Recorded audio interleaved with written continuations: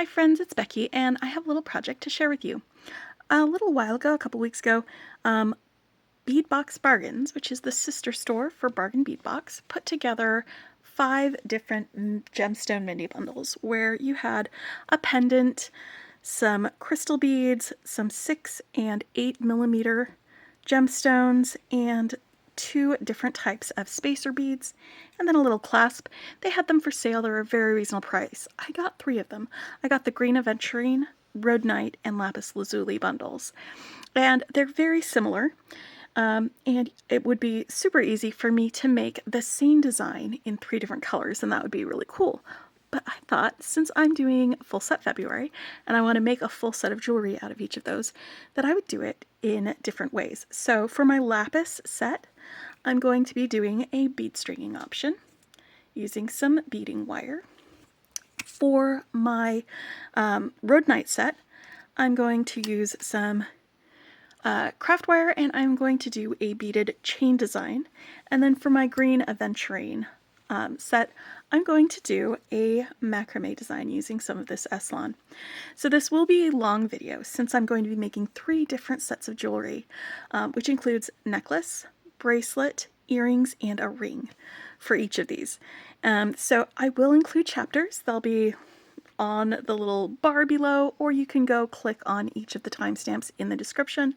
I'll also have in the description links to my materials, tools, and Bead Box Bargains if you wanted to go check them out. These mini bundles did sell out, so they're not currently available in the form that they're at, but some of the items in them, like maybe some of the spacers or some of the pendants, may still be available on their site to purchase. We'll have all of those links in the description below, in addition to the chapters. So we're going to go through, we're going to start easiest to more time consuming. Again, there will be chapters. You can skip past any of these if you want to. I'm also not going to be taking a lot of time to do, I'm not going to string my entire necklace on camera, so I'll show you my pattern, and then we'll skip ahead to finishing it. That's how it's going to go, again, because there's a lot that we're going to be packing into this. But it should still be informative, maybe give you some ideas of ways you can use these bundles if you got them, or maybe just inspire you to look around and say, hey, maybe instead of doing a strung design, I might try macrame, because using the same beads, you can get wildly different results, even if you're just the same designer. Using some of these. So stick with me. I'm going to clear off my mat, and we're going to get started with our lapis design first. Alright, so I am ready to get started on my necklace for my lapis lazuli set. For this, I've got my pendant, and I've laid out the beads that I'm using to string with. I'm using the 8 millimeter lapis gemstones. The larger spacers, those ones that have like they're coin-shaped sort of spacers. And then I pulled out the aqua colored crystals from the crystal mix, and I'm also going to be adding from my bead stash these aqua AB seed beads to just brighten up the design a little bit and add a little bit of extra color when we go through that.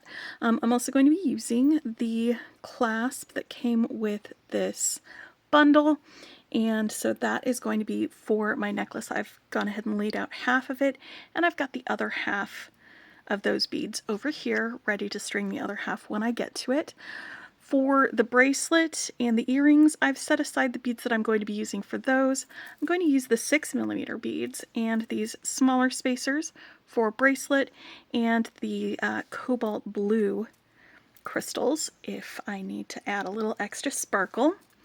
So we've got those, and then for the earrings, I've got the 8 millimeter lapis, 2 of these metallic dark blue crystals, and then 4 of these smaller spacers. So that's going to be going on with the, what is it called? The bracelet. And then for the ring, I've got these metallic beads and one of the lapis beads, and so we'll make a ring with that. And I'm going to be using beading wire for everything. Earrings, I'll add some ear wires, we'll add clasps, but I'm going to do a ring with beading wire too. Jenny did one, if you saw in one of her sets, so I'm feeling inspired by her for that. So we're going to do a beading wire ring, and I am using the Soft Flex copper color. In medium it is a 0.019 inch 49 strand diameter wire, and then I've got some 2x2 crimp tubes which work amazing with this wire. And my favorite method of crimping is the magical crimper, so I'll be using this tool for that. I've got some flush cutters for cutting my wire, and I'll be using the chain nose pliers for opening and closing jump rings, doing things like that. Do have some jump rings that I'll be using when we get to the bracelet, and I'm adding a little lobster clasp for the bracelet when we get to that part. We are not doing the bracelet yet. We are starting with the necklace. So we'll go into a little more detail about how we're putting everything together when we get to the bracelet part of this design. And again, we'll have chapters if you want to skip ahead to that. But for now, let's go ahead and get started with stringing. I'm just going to show you the stringing pattern that I'm using, and then I'm going to finish up stringing. When we do that, I'm going to work from the wire work from the spool initially, and I'm going to string half of it, and then after I've strung the first half, I'm going to check the length, and then hold this and pull off the same amount of wire for the second half. That way I'm not going to overuse or pull off too much wire or not enough. I've done that before, and it'll work pretty well. So I'm going to start stringing from here, and I'm going to go ahead and leave this bail on here. Sometimes I'll take, like if it's a really large bail, I'll take it off. But I'm just going to start with 3 of these 11/0 seed beads. And I'm going to start with 3 just for the middle, but I'm going to be doing it in groups of 2 for the rest of the stringing. And then we do a lapis, and then 2 11/0s. My big honkin' spacer, 2 more 11/0s,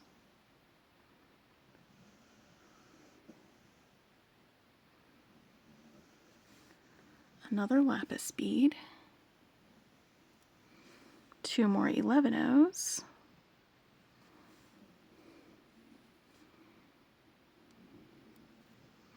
an aqua bead, 2 more 11/0s.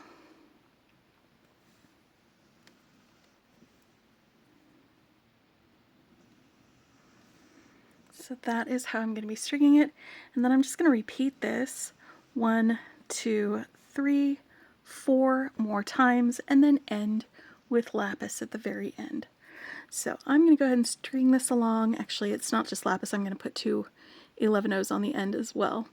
But I'm going to keep stringing this, and when I get, ooh, I already did 2. I only want 2, not 4. And when I get to the point where I am going to be doing my crimping, I will come back. Again, we're going to string this half, and then I'm going to put a bead stopper on the end of my wire to keep this end from unstringing while I string the other half. And then once they're both strung, then we'll go ahead and put this on. Before I string the other half, I will put this on my necklace. I just don't want it on there for now, just to keep it lighter weight while I'm doing my stringing and not have stuff hanging around. So I will meet you back here after I have both sides strung, and we will finish up the necklace and then get started on the bracelet. Okay, so I have got my necklace all strung up. Again, I strung up the first side, put on my bead stopper, and then I measured out enough wire to cut so that I would have enough wire to crimp and string the rest of it. And I put on my pendant and strung the second half in exactly the same pattern that I did the first half.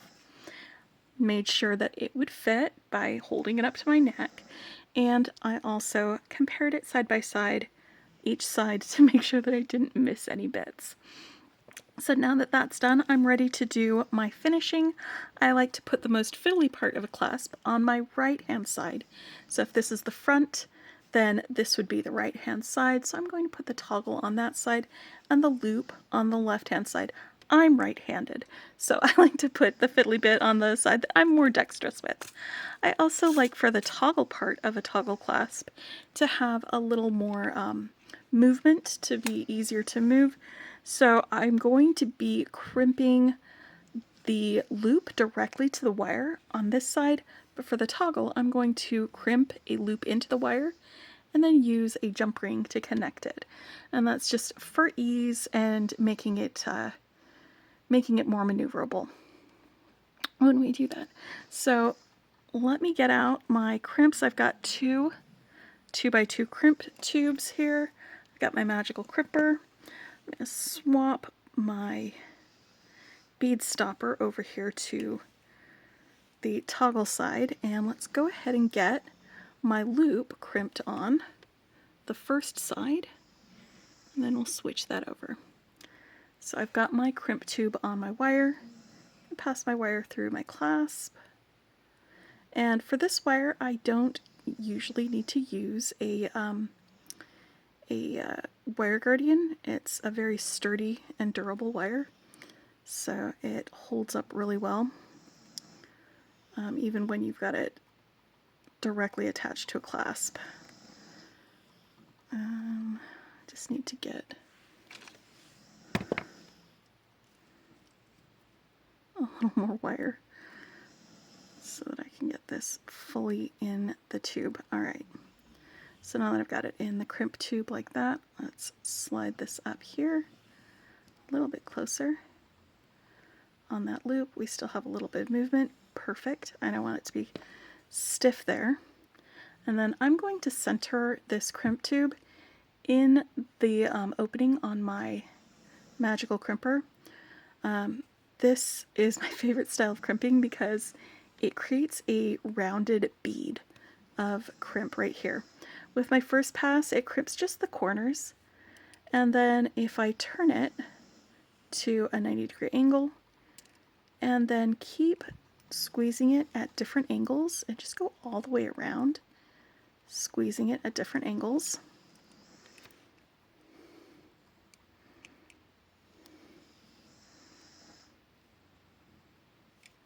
it smooths out the corners and those edges, and it's a nice, smooth, and strong ball of crimp.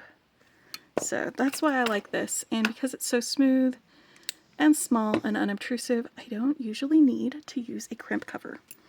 So that's another reason that I like it. It just minimizes the amount of extra metals that I have to put on a design in order for it to be finished.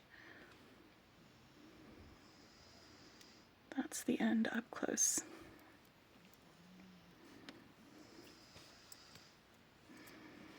Alright, and I don't want this to be a stiff necklace, so I am just going to curl this up, and it'll help take up some of the slack on my beading wire.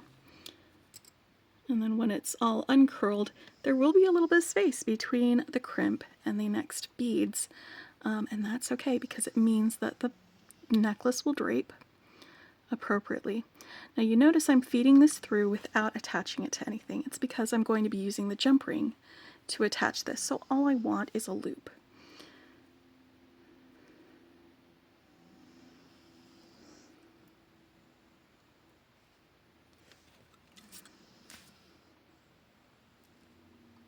There we go. And I'm just making sure that there's enough room. You can use just your fingernail between the bead and the crimp so that it will be able to fit in the crimper without squishing that bead, because let me tell you from experience, seed beads do not work in a magical crimper. No, they break. They do the opposite of working.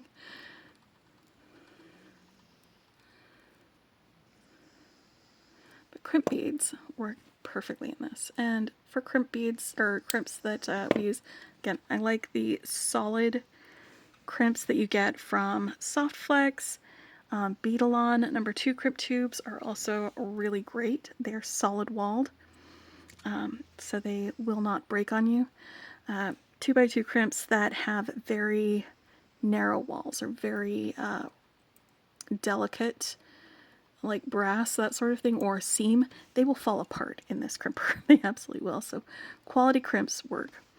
And again, I'm using the chain nose pliers to open my jump ring, put it through the loop, and then attach my toggle.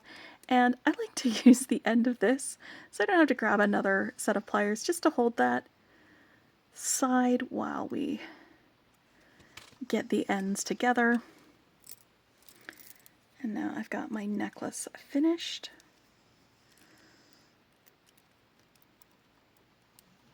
And that goes right through. Perfect. Completed necklace for my strung design on this project number 1. So this is the first part. Let me get these guys out of the way and I'll pull out the beads for the bracelet and we can get started making that. Okay, so for my bracelet I have some of these faceted lapis beads that are going to be strung. It's sort of a similar pattern as the other one, but instead of using the aqua crystals, I'm using these cobalt crystals, and we're using these smaller textured spacers instead of the large spacers that we did on the necklace. And I'm going to be using the same seed beads, but instead of 2 seed beads between each bead, it's going to be 1 seed bead between each bead. So I've got them laid out in kind of the order that I want to go. I've got extras in case I need to make it longer. For tools on this one, I'm going to be using the same ones. My flush cutters for cutting my wire, my chain nose pliers for opening and closing jump rings, and my magical crimpers for crimping my wire. Got my bead stopper so that I don't have to crimp until I'm satisfied and happy with the way things go. I'm using some 2x2 crimp tubes, a couple of 6mm jump rings, and a lobster clasp, and I'm adding a little ball head pin so that I can make a dangle out of one of these beads for my clasp part, because I like having a dangle on the end of one of my things. And I just realized for the dangle I am also going to need another tool, and so let me grab that. That's just going to be a round nose pliers for that. So we'll pull that over when we get to that part of it. But let me grab my wire because I'm going to start just like the other one. I'm going to work off the spool, and when it's the right length, I'll go ahead and cut the other end.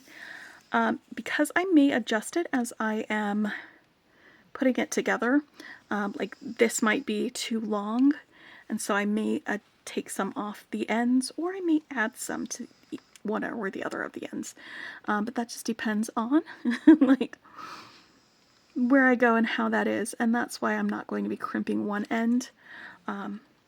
When it's the right length that I want it to be, I'll go ahead and cut that off, use my bead stopper, and then do those adjustments then. Alright, so let's go with 1 seed bead between each of these beads, and these are still the same 11/0 seed beads that I used with the necklace. And then we'll get these guys on here just in the same order that I have them out here, with a lapis, a crystal, a lapis, and then a spacer. And then a lapis, a crystal, a lapis, and then a spacer.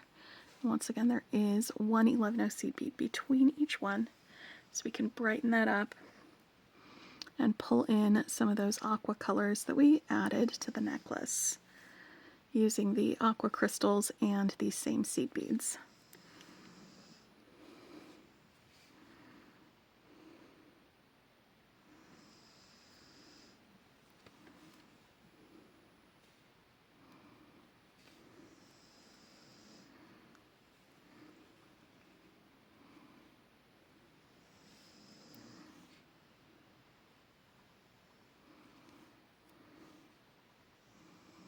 Kind of like how the these faceted gemstones are like a long shape, and then the contrast of that to the squashed shape that you get with the crystal rondelles.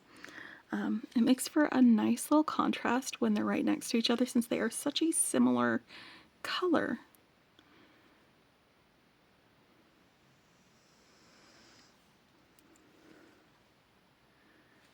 I like that. Having the different shapes makes it fun. as far as the design goes. Oh, we've got a little bit of vegetable matter in here. Let's go ahead and dig that out. This is just rice husks. They're something that gets added when they're processing metals that have antiquing. So it's not like seeds or anything like that. It's just husks. And it's something that you can remove pretty easily from metals like that.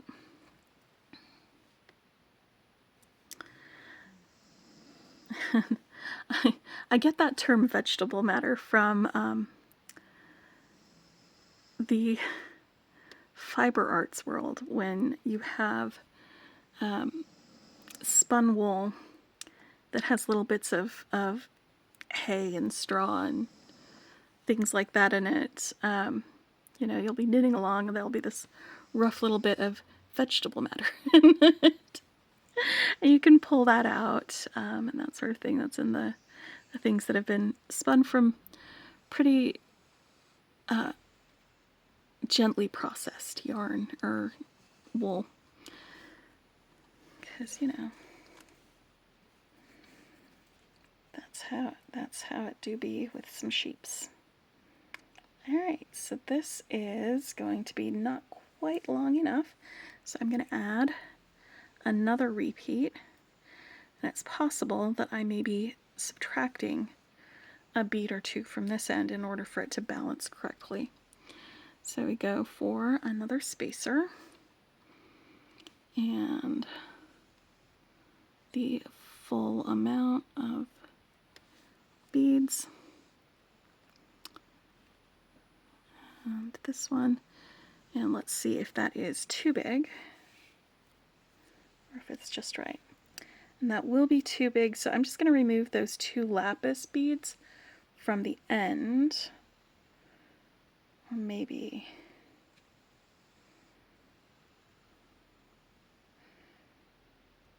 yeah, the lapis beads. So I'm going to take this guy off of here, put on my bead stopper. Make sure I have enough wire for crimping.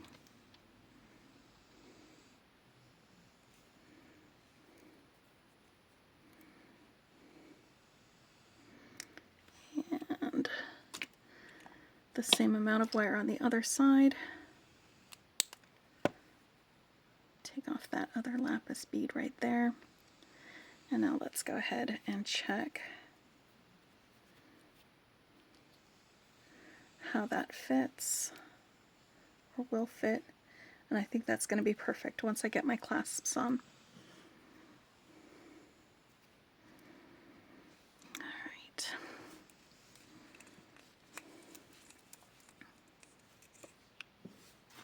Now for this I am going to be using a jump ring for the clasp, and I'm going to grab an 11/0 seed bead, one of those lapis beads that I just removed.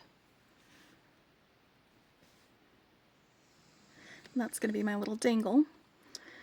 So let's make the dangle before we start crimping things or putting things together. Since I've got those on my head pin, I'm going to grab my round nose pliers, and I'm just resting the bottom of the head pin against my finger down here while I hold the bead with my thumb and forefinger, and that keeps the bottom of the head pin from like falling out or something while I'm working with it. I'm going to take my round nose pliers, and about 1/4 of the way down the barrel from the pointy end, I'm just going to rest that back barrel against the bead, just resting it lightly. I've got my pliers slightly ajar like this. I'm going to tip up that top barrel up here and then squeeze, and that's going to bend my wire. While it's bent like that, I'll pull my wire forward, rotate my bottom jaw till it's up to the top, and then pull this wire around. I'm just going to grab a second set of pliers to do a little wrapping, and we're going to wrap this around the middle of the wire until we get down to the bead.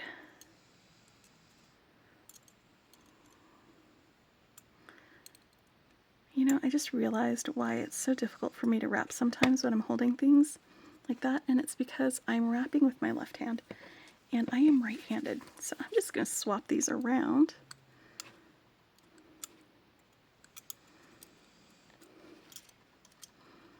So I can do the dexterous part with my dexterous hand. All right, and then there we go. So now that I've got that, I'm going to open and close a jump ring and put that dangle on that.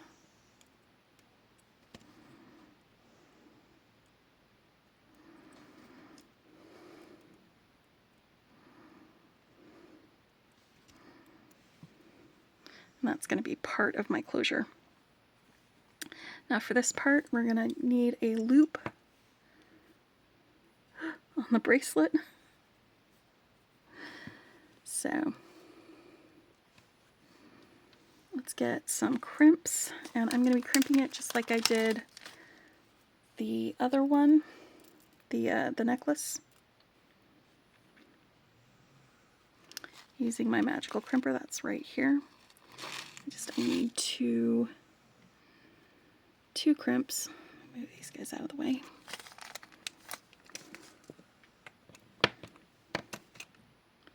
And I'm just going to make a loop right here on the end because I'm using jump rings.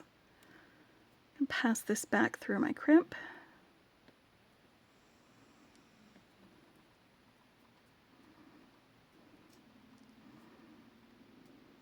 Leave myself a loop. And then we're going to center that in the magical crimper. Give it a smush. Crimp down just those corners. And then turn it at a 90-degree angle. Give it another smush. And then every other angle that I can think of to round out those sharp corners that we created during the first press and get all of that crimping done. So now I've got my smooth little ball of crimp. I can cut off my excess wire. Scooch that in there and do the same thing to the other end. I don't want my bracelet to be stiff, so I am going to curl my wire around while I crimp this end.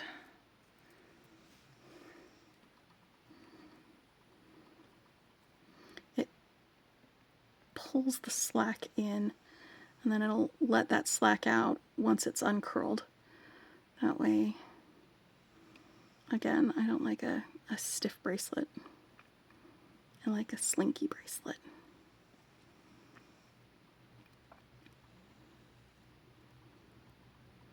Not walks down and stairs slinky. But drapes nicely slinky. There we go. Alright, so now that that is done, I can uncurl it and it moves those beads away from the crimp. So now I can crimp it a little bit easier without having to worry about squeezing that bead that's right next to it. And there we go. Nice and slinky.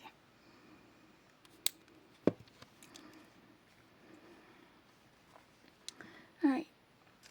Now jump ring and lobster clasp, and then jump ring and my dangle ring.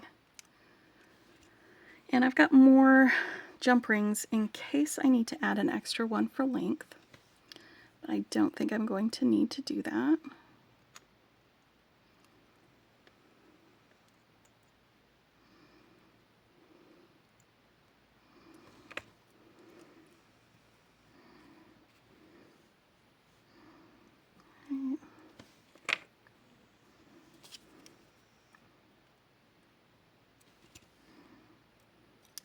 Let me show you why I like having a dangle on the end of a bracelet. It is for ease in putting it on. I can just hold on to that dangle with my finger and pull this over here Now I have a bracelet. And I can tighten that up and go into one of these closer ones if I don't like it being this loose, but I think that is the perfect size for my bracelet. And it goes with the necklace. I like sets that aren't necessarily matchy-matchy, but definitely still go together. And these definitely go together for that. So let me get this cleared off and we will make some earrings. Alright, for the earrings I'll be using some beading wire to make a little hoop like this. I've gone ahead and made the first one and we'll make the second one together. I have a 2x2 crimp tube and an ear wire, and I'm going to grab my beading wire, and I want to make sure that I have not only enough wire to make the loop, but also enough additional wire to be able to make that other loop on the other side. And I'm going to need enough of it that I can curve it back through. When you do beading wire earring loops, you can either make a teardrop shape by having both ends of the wire go through the crimp in the same direction, or you can make a circle shape by having them go through in opposite directions. So we're going to do that once I've got these beads on here, and then I'll be looping one end back around, putting it through the crimp again to make kind of a figure eight, just with a very tiny loop at the top and a big loop at the bottom. And that's what we're going to be doing with the beading wire that I've got here. So this is about 4 inches of wire that I'm working with.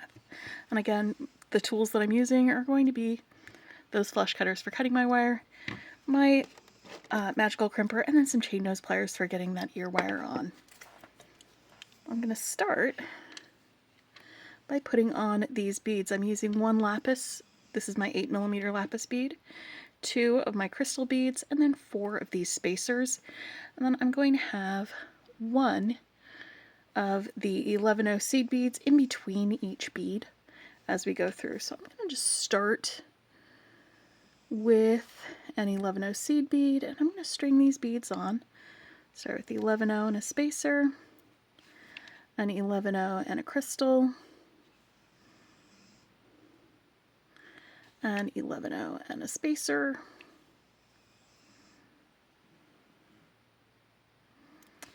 an 11-0 and my lapis round, and then I'm going to just repeat this on the other side.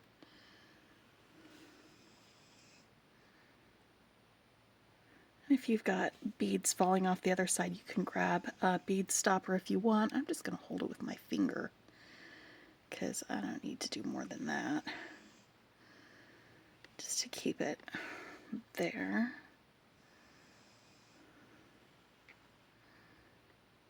Come on, go through the hole. Are you too good for that hole? No, you're not. Okay.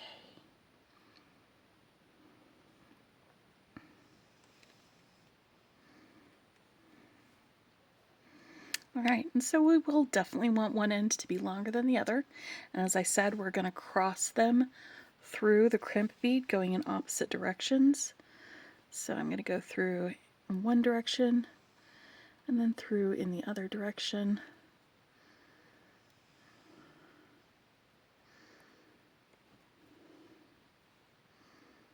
Alright, and I'm going to hold on to this shorter end and the crimp bead. Just kind of pull this closed a little bit, but not all the way closed, because I need some space on either side of the crimp to be able to pass the end of this longer end through. So I'm coming out of it going in this direction. I'm going to curve around and go through it again, following that same direction.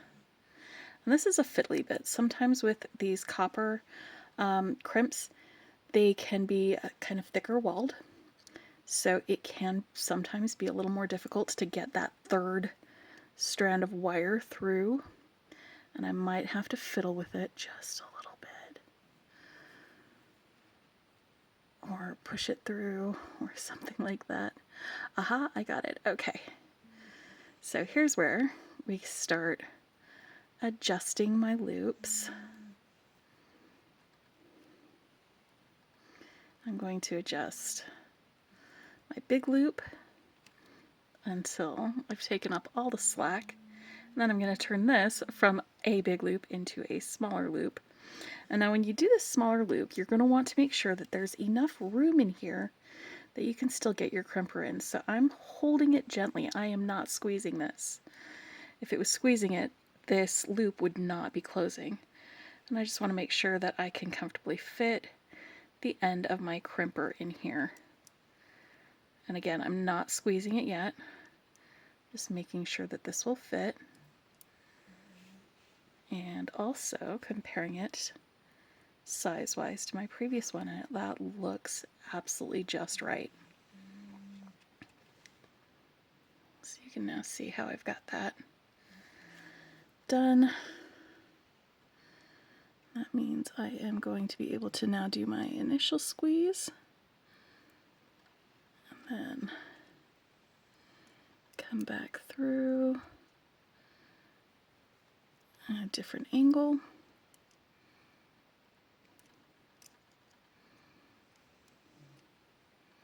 Do all of the different angles that I can.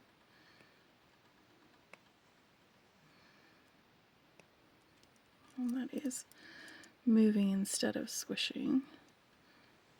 There we go. And this will squish the wire a little bit, but it'll also get the crimp bead. Alright. There we go. Now I can snip off my excess wire.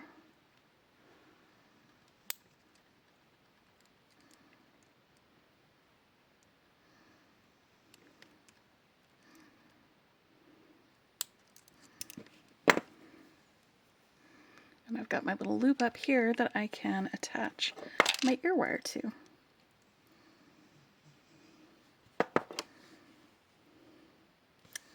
And I have some ear rings. Let's make a ring for the finger to round out our whole set. You can see I'm wearing my bracelet. I am actually wearing the necklace too. I'll pull it off when we get to that point. But for this, I grabbed another 8mm lapis bead, 2 shiny crystals, and we're going to use just a couple of the 11O seed beads, and I am going to be doing this with some beading wire. I'm going to just do sort of twice around.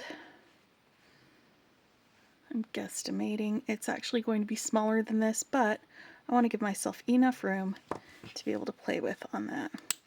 So that is about 6 inches of wire that I've cut off from there.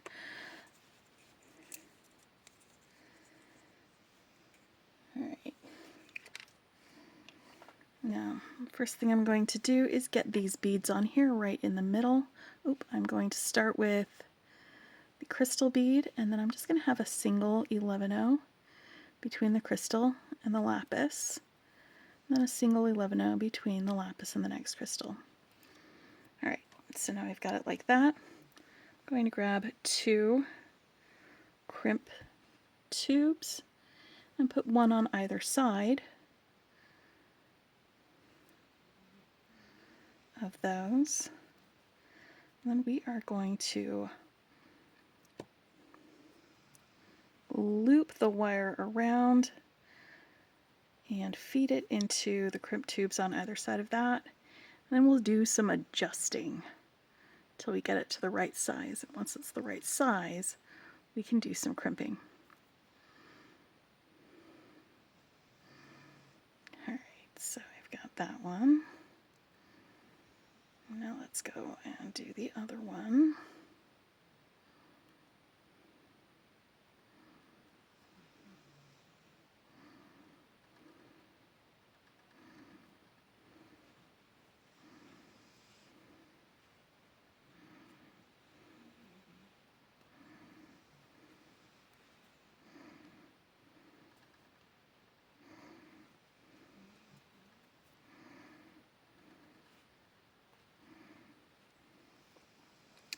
So it's going to end up looking like this, but again, we are going to need to adjust the size until it is just right. I'm just going to do this on my finger.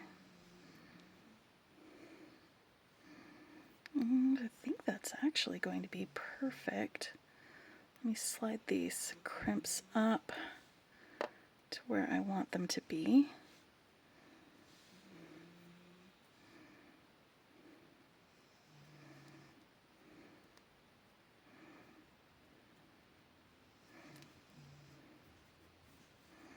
Right? And while it's on here, I'm going to go ahead and do the initial crimp.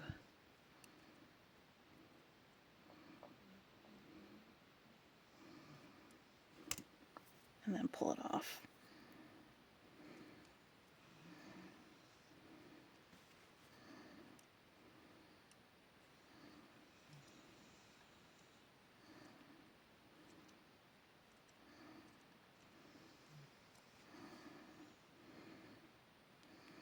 It's going to be kind of chunky, but not too chunky.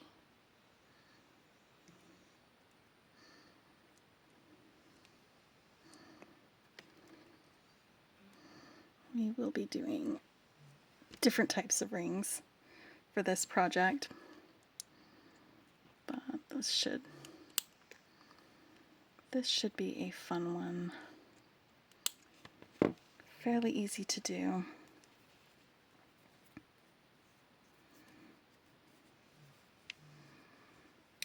That's a good little ring that you can pop on, and it matches the bracelet and the earrings and the necklace that I made out of those beads in the gemstone mini bundle. There we go. So that is a full set using beading wire. Next, we'll get out the Rhodonite beads and some craft wire, and we will do a full set using the craft wire to create some beaded links, and we'll use that to make my full set. So I will go ahead and do that, and I will meet you right back here. Alright, so let's make our Rhodonite set. This is going to be a necklace, bracelet, earrings, and a ring using the Rhodonite mini bundle, the gemstone mini bundle that we got, that I showed you earlier. For this set, it's going to be a beaded chain set, and I've already made 1/2 of the beaded chain. I'm going to show you how to make these links that I'm going to be using. And then we'll also make a little focal using the pendant, one of the 8mm Rhodonite beads, one of these large spacer beads, and then we'll link everything together. We'll put it all together and assemble it and add some of these. After we make the necklace, we'll put together a bracelet. After we make the bracelet, we'll do some earrings, and then after the earrings, we'll make a ring using the 20 gauge craft wire that I'm using for this. It's antique copper color. This is a dead soft wire, so it's really easy to work with. It can sometimes be easy to overbend that wire though, so we'll be careful when we're working with it. The tools that I'm going to be using are round nose pliers, chain nose pliers, and some flush cutters. I'll also grab another set of pliers when I need to open and close some jump rings, because I am adding some jump rings to this project for putting together my links. These are very long links, and sometimes when you have longer links, like the drape or something can feel a little stiff or awkward, and so it's going to make it drape better to have the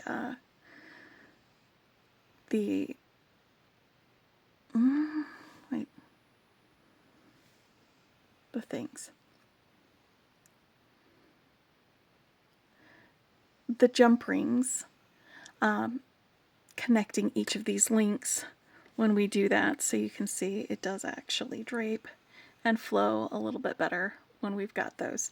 It also makes it a little bit easier for putting it together, because with wrapped loop links like this, if you don't use the jump rings to connect them, then you have to remember to leave one loop open and then connect them before you wrap them. This way I can just make the links and then connect them all afterwards. So why don't we move the links a little bit out of the way, make our focal first, then we'll make these links, and I'll show you how to do just a single bead link and this larger link using some of these other beads. Alright, so here on this focal, I am going to take off this pinch bail because we don't need it for this. I just squoze the top part so that that was out of the way and I could just remove that. And now I'm going to use the beading wire, and I'm going to attach a loop to this. Then we'll have this bead, and this will be up here at the top. I think maybe we'll do the loop at the top first, and then we can put that on there. So I've got my 20 gauge wire here, and I'm going to go ahead and put these two beads on before I start this. Oop, I've got some vegetable matter in there. It's fine. And I want the loop that is at the top of this to be a fairly large loop. So I'm going to make my loop about 1/4 of the way up the barrel from the handle towards the point, or 3/4 of the way down from the point downwards, about there. That's where I'm going to be wrapping it. So I'm going to need a little extra room, so about 3 inches away from there. I'm going to go ahead and put a little bend in my wire. It does not need to be a 90-degree bend. Just a little bend is fine. I'm going to put my pliers on the wire and hold it while I wrap the wire around my top loop on my barrel, on my pliers. And we're going to get that bottom barrel out of the way and keep going all the way around. So that's going to be kind of a larger loop. I'm going to hold on to the loop and use my fingers. You can also use a second set of pliers to do a few wraps right here at the neck of that. Let's see, 3 loops is good. Snip off my excess wire. Gonna tidy up those wraps. And give this loop a little bit of a squish with my pliers to help work harden that loop. And now that I've got that done, I'm going to push those beads up in the way and give myself about 2.5 fingers length of wire down here. And then we're going to make a little loop down here that I'm going to connect to my pendant. And so for that, because it's going to be a smaller loop, I'm going to be about 1/4 of the way down the barrel from the pointy tip. I'm going to rest the back of my barrel against my bead, resting it very gently. My pliers are slightly ajar, and if I tip it back so that it's touching the wire and then close my pliers, it bends it. And then I can just pull that wire around, rotate, and keep going around. And here's where I would start wrapping if I wasn't going to attach it to something. But I am attaching it to something, so let's go ahead and get this guy attached. Then I can hold on to this loop and pull this wire around. This is one of those places where having a second set of pliers would be handy, because this is kind of getting in the way of my fingers, but that's okay.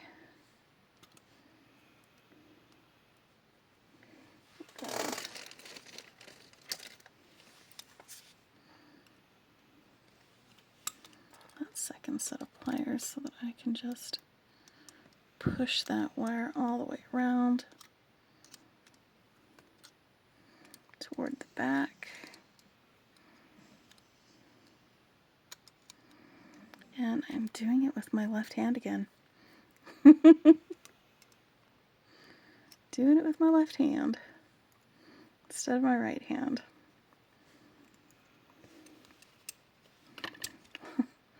Let's switch places.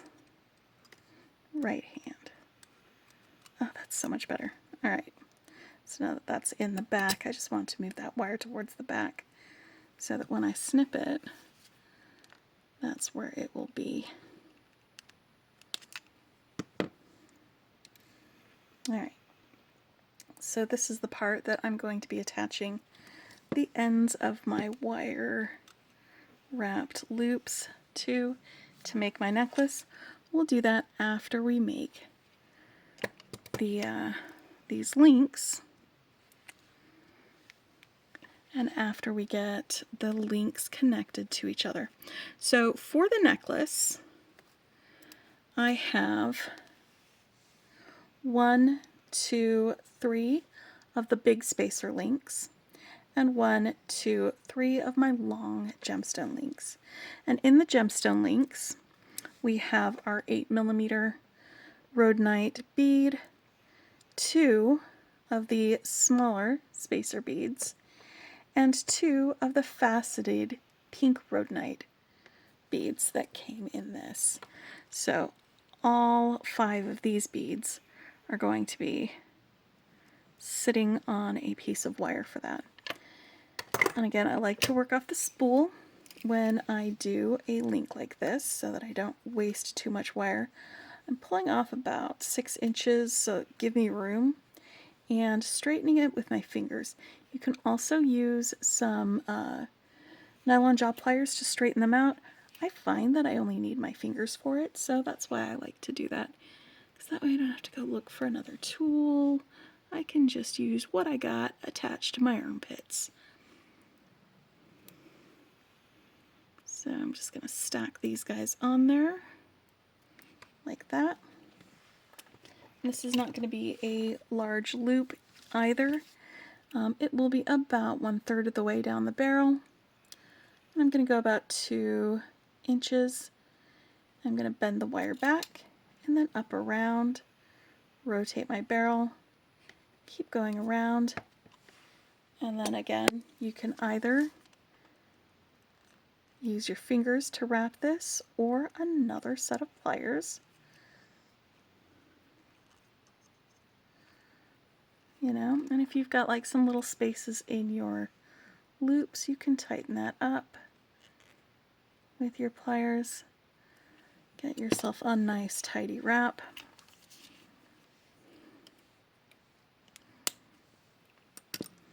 Snip off my excess. And then I push my beads up here, and that way I can measure from the bottom of that bead about 3 fingers width, 2.5 fingers width. Snip the wire, not your fingers. And then here on the other side, I've just turned it upside down so my loop is down there. I can take my round nose pliers and about the same place on the barrel, can bend that back, bring it around, and make myself a second loop. And again, because I'm not connecting it to anything, I can just go ahead and wrap. I will let you know that when I am doing links that have to be connected as I go, about 20% of them end up being needed to be recreated because I forget and I just go start wrapping anyway. So part of this is my choice to do the jump rings is because I know who I am as a person. I do love the way it adds drape. I love the ease in assembling it. I love all of those parts about it, but also it means that I make fewer mistakes because I don't have to remember to do that.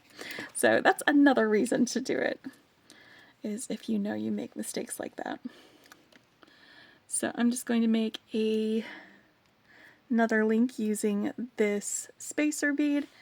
And for this one, it's just going to be a single bead, but it's going to be done pretty much exactly the same way. And the other links that I'm creating are also done the same way. Doing a wrapped loop up here at the top.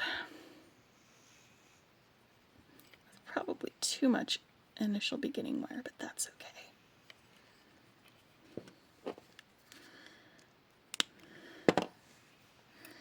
Putting the bead in its place.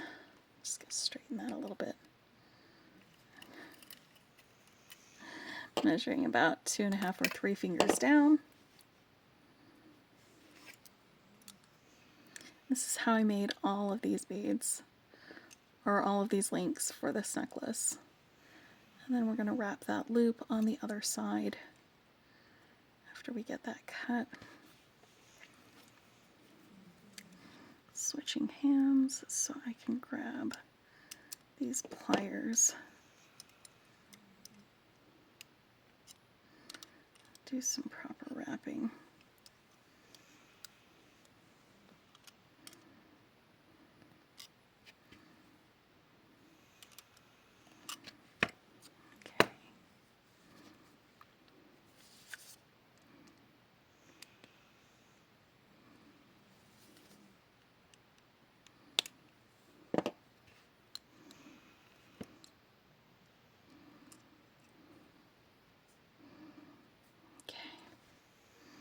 There we go. So now I've got all of my links. I'm going to grab, since I've got my 2 sets of pliers here, grab some jump rings and start putting them together. And it doesn't matter which end you start with, because you could turn it around once all of this is put together. You're just going to grab a link, another link, put it on your jump ring, and then close the jump ring. So pretty easy to put it together.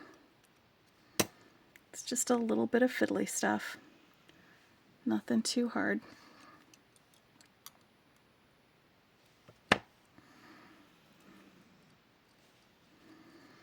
But it's going to be spacer, long link, spacer, long link, all the way through. And it's 3 of each on each side, so 6 of each total for the necklace. And we'll be using some of the same links for the bracelet. We're going to use this link for the bracelet, but then we're also going to be using some other links for the bracelet. We're not going to use these long ones because long links don't act well on bracelets. You can see that's just, it's not curving around. So we're going to use some smaller and shorter links for the bracelet part. This is just for the necklace for these long ones. And I will show you those when we get to that part.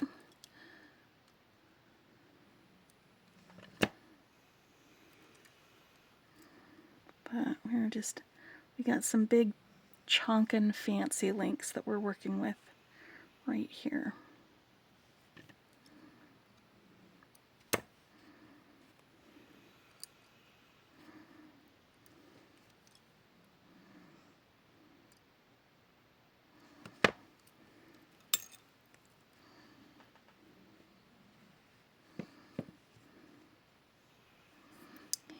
Let's go ahead and do this one. There. That jump ring isn't completely closed. Let's close that better. There we go.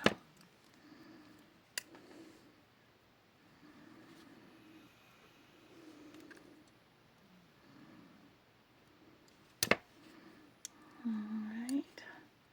But I love that we get pink rhodonite and rhodonite in this mini bundle. Love, love, love them. What is that? That was an extra one. So now we've got our focal, we've got both ends of this beaded chain that we made. I'm going to use a jump ring and attach one side to my focal. And I'll use a second jump ring to attach the other side.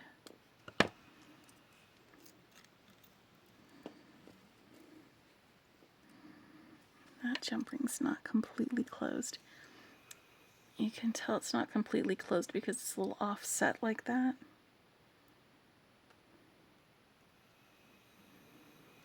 There we go.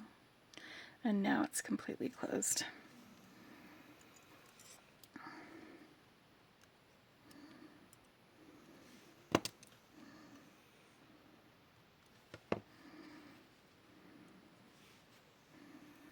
And I'm making sure that I have the right end connected to this. I wanted the long beaded link to be next to the spacer right there so that it flows a little bit better. So we didn't have like 3 spacers all in a row down there.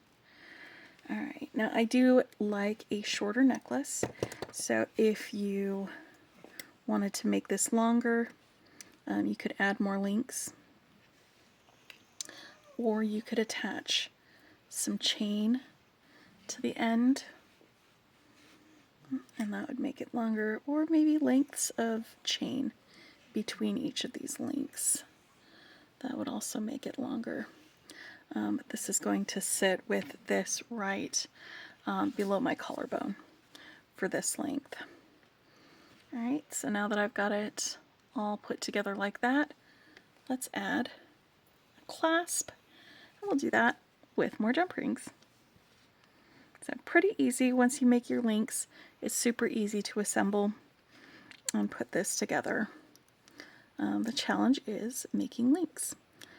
And I have to say that I was afraid and intimidated by making links with wire when I was pretty new to this, but by practicing and doing it more, I got better and better at it. I'm still not completely an expert at it, but I'm much more confident in it, and I am much happier with my work than when I first started. So the best way to get better at anything is just to do it, and then keep doing it, and then keep doing it.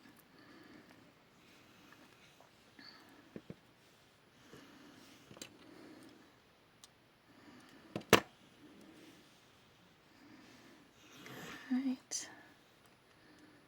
Oop. I think I might need to open this wider. Nope, it's on there. Good, good, good. These are some 6mm 18 gauge jump rings that I'm using.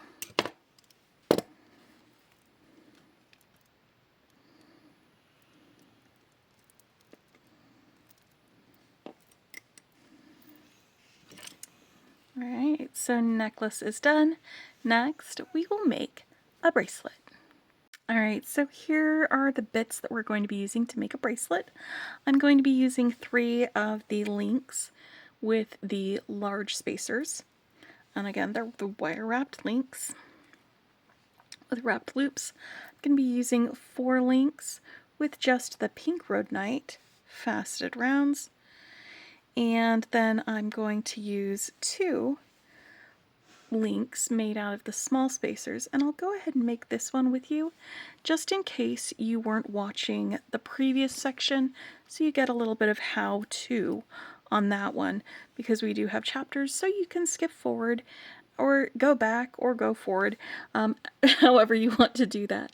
So we'll make one together, and then we'll put these, we'll assemble the bracelet.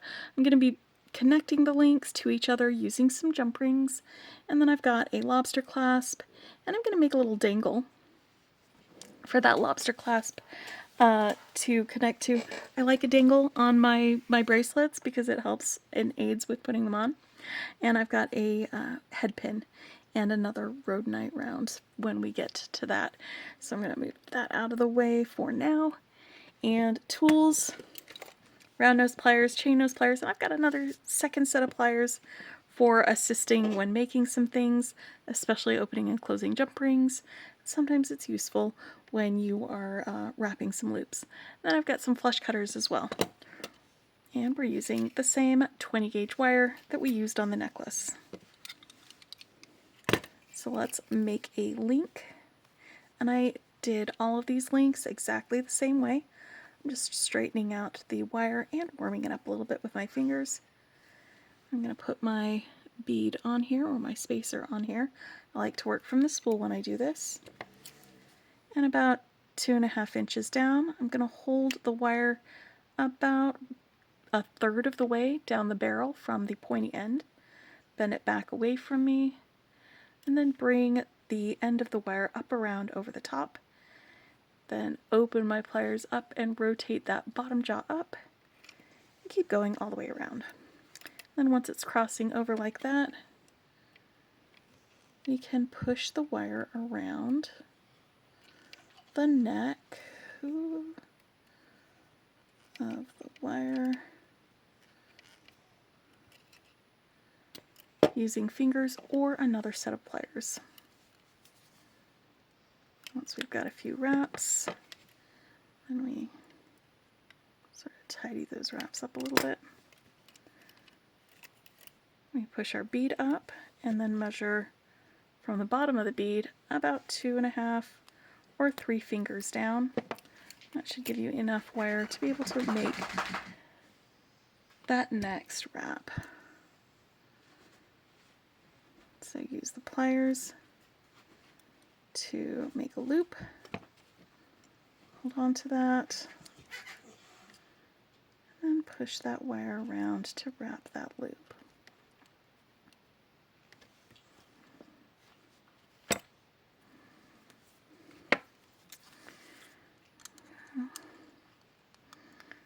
Using a second set of pliers because I ran out of wire and I need more leverage. There we go. And I like to make sure that my loops are perpendicular to each other by holding on to both of those loops and sliding my pliers so that they are pointed in the same direction.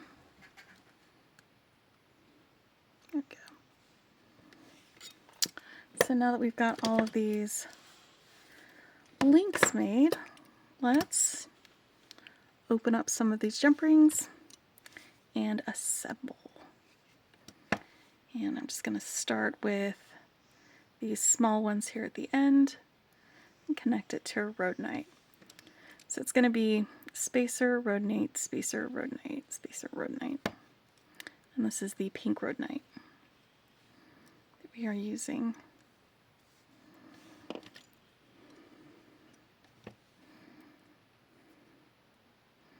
So little ones are going to be on the ends, and the big ones are going to be in the middle.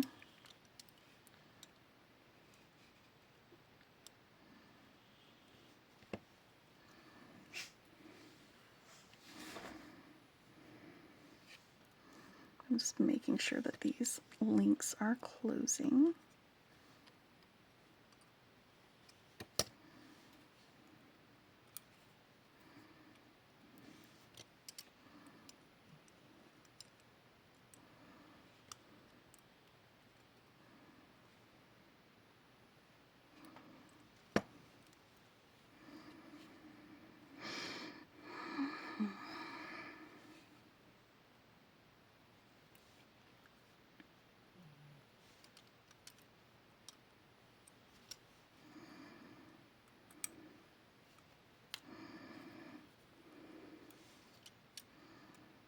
So yeah, I'm using 3 of the big spacers, 2 of the others, and then 4 of the pink Rhodonite. I think I mentioned that at the beginning of this, but just in case I didn't, let's mention it now.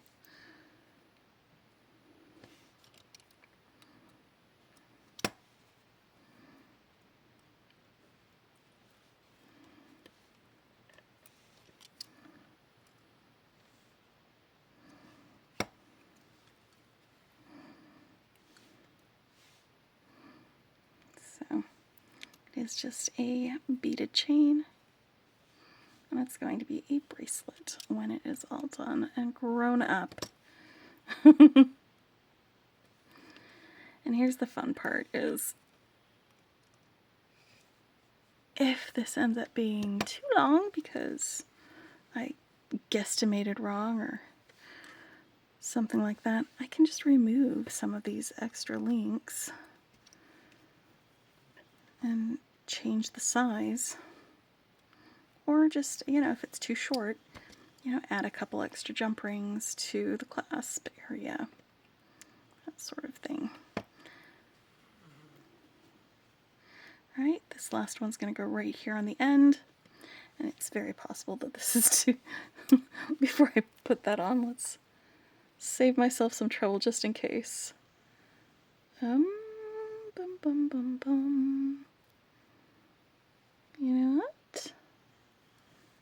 I think we're just going to have the one on there. And that's okay, because you know what I can do is I can snip that wire and I can add it to my dangle. Yep.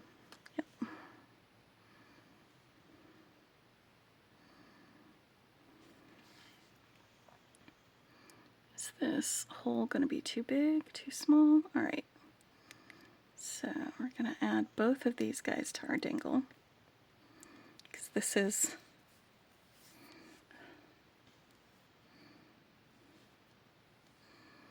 the right size. And get my round nose pliers, because we're going to just do a little loop right here on the top of this.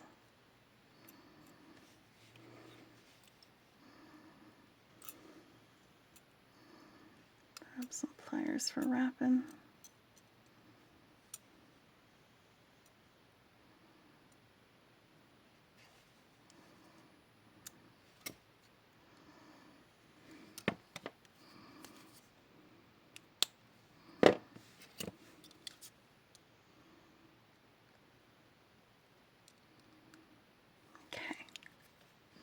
So, wrapped loop for that, and I'm going to go ahead and decide which end I want my dangle on. I think maybe dangle goes there, and then my clasp goes here, or yeah, no, I want that like that. Alright, that means that I'm going to use 3 jump rings for this. 1 jump ring is going to be attached to the dangle. This will also help make the size a little more extendable on the bracelet as well. Having just an extra jump ring on the dangle part too. And then we will connect the dangle to the end of the bracelet.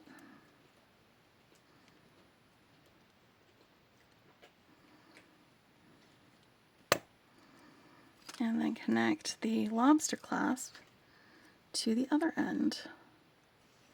And I always test my lobster clasps before I attach them.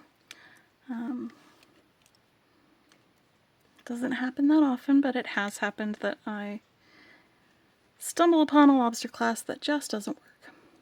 They've got a little spring inside of them. So, you know, if the spring isn't seated correctly, or if there's machining things in the way or something, you can make it so it doesn't open. For the most part, though, they usually work. But it's always that one that you don't test, right? So that is the bracelet. I'm going to show you why I like a dangle. Because I can hold onto it with my ring finger and bring the other end of the chain around and do that clasp. And you see how those shorter links, they curve around the bracelet or around the wrist so much easier than these longer links would have, because that would have been just awkward and weird with those. But it still goes with the necklace. So that is the second part of this set. The next part is going to be doing some earrings, and then we'll finish up with a ring. So let me clear off my bead mat, or these things out of the way. We'll get out our earring bits, and then we'll wrap up this whole project. Alright, let's make some earrings to go with our Rhodonite set. I'm using the 8mm Rhodonite round, the small spacer, and the pink Rhodonite faceted round. That's the 6mm round.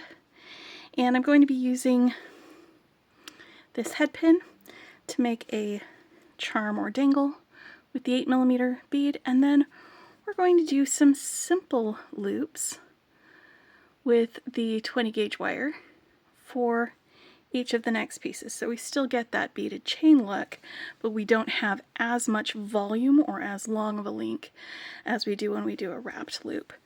It'll also help in ease of putting this together. So the tools that I'm using for this one are the same ones that I used for the other wire wrapping. We've got chain nose pliers, round nose pliers, and flush cutters. Alright. And I've also got an ear wire here. Let's make our dangle first. There's the hole. So we're just going to put that on. I'm using a ball head pin. I like the look of a ball head pin. And then I'm going to rest the edge of my round nose pliers against the bead and just bend that wire back around that lower jaw. Pull the wire around the top jaw, rotate it, and then bring it around. I'm going to grab my chain nose pliers to start wrapping the wire around. This is the only wrapped loop in this earring is this one. The rest of it will be simple loops, and we've done wrapped loops for most of this set. I just wanted to kind of shorten the amount of space between the beads on the earring, at least for this, and that's why I'm choosing simple loops for the rest of it.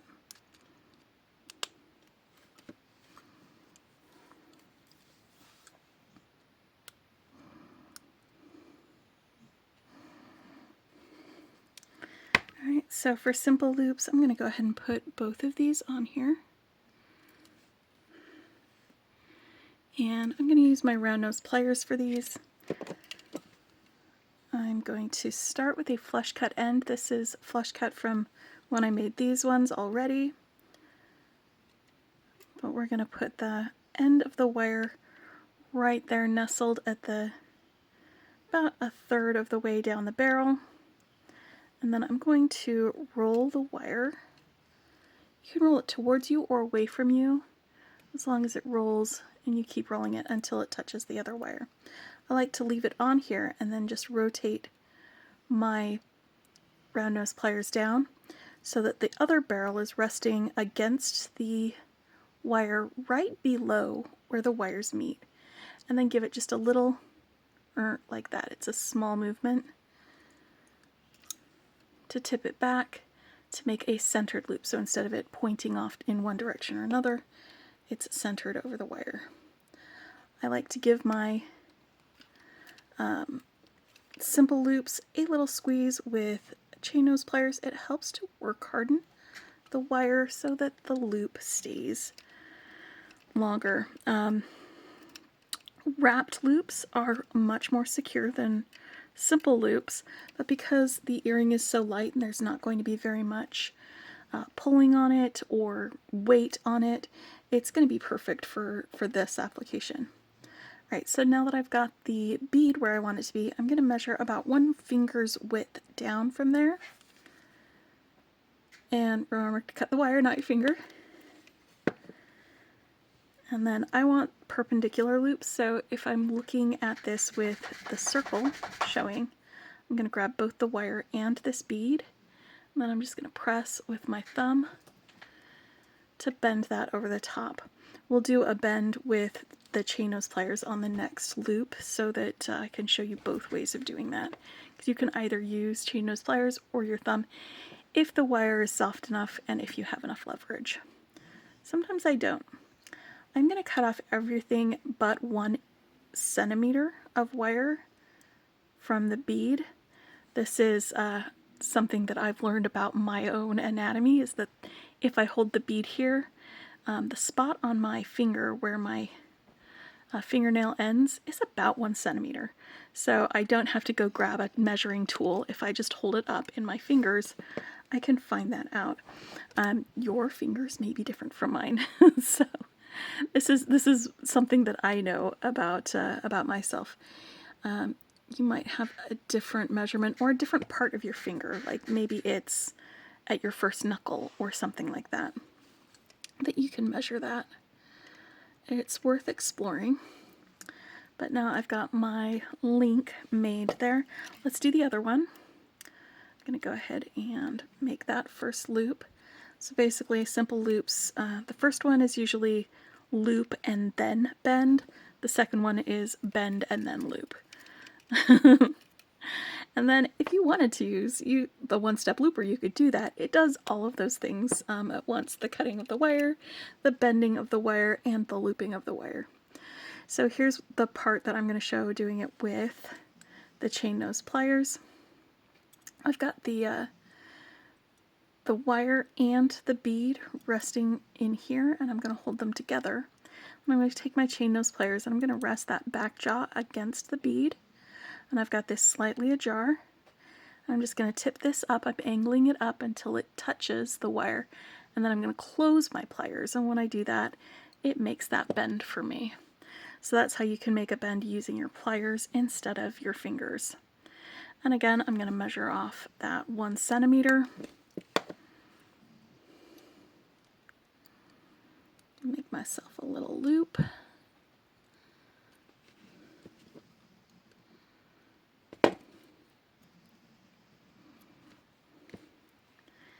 And now I'm going to connect these simple loops. You swing them open like you do jump rings, and then you can connect them to the next thing on the way.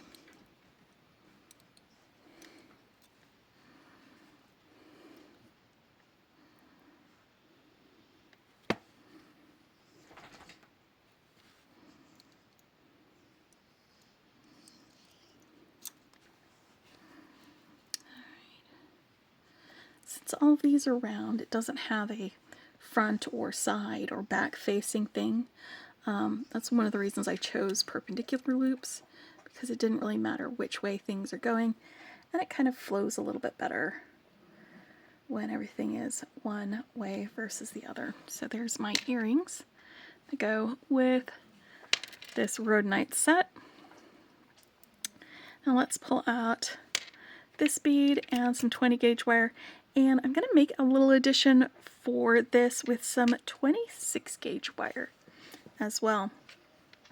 And there's going to be an additional tool that I'm using for making the ring, in addition to the chain nose, round nose, and flush cutters. I've also got a ring mandrel, not a bracelet mandrel, a ring mandrel, and a silicone hammer that I'm going to be using for this. So for this, I'm going to do a ring that is going to be like a U shape with 2 loops up at the top, simple loops. And then I'm going to use the 26 gauge wire to string this between those 2 loops. So let's see, that should be enough wire for this.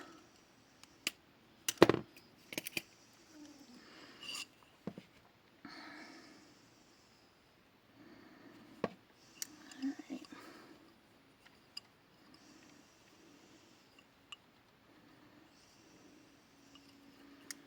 Now, let's get it to the right spot. Get this bead in place. I'm going to make a bend on one side of this, like that. if I figure there, I'll do a little bend there. Maybe? No, that's 2. That'll be alright. Yeah, no, that'll be alright. Okay, so now that that is bent, and I'll be hammering this into shape after we get everything in place, but now that that is bent, I'm going to go ahead and measure my 1 centimeter from here, from the bend on each side of this.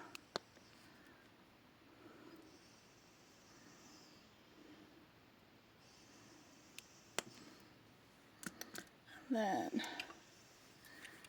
use my round nose pliers to make a loop.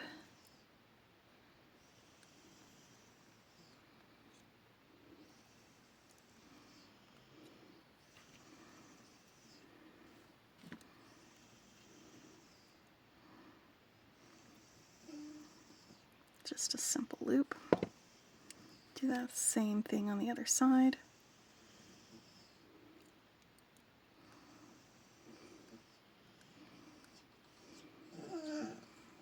Oh, you're okay, Ellen.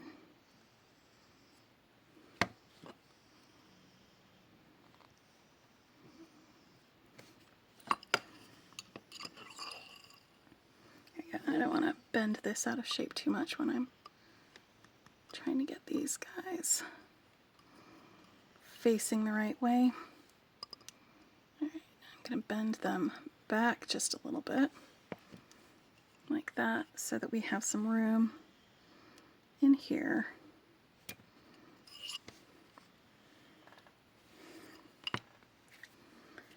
for my bead. And I'm going to be hammering this, so I'm okay with it not quite being round. We're going to round it out after we get this bead put in place. All right, so what I'm going to do is start wrapping about 3 wraps on this side with my 26 gauge wire. We're going to go through the loop carefully. 1,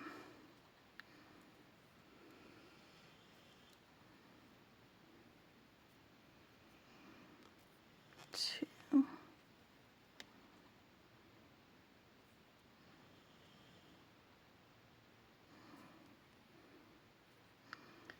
1 more.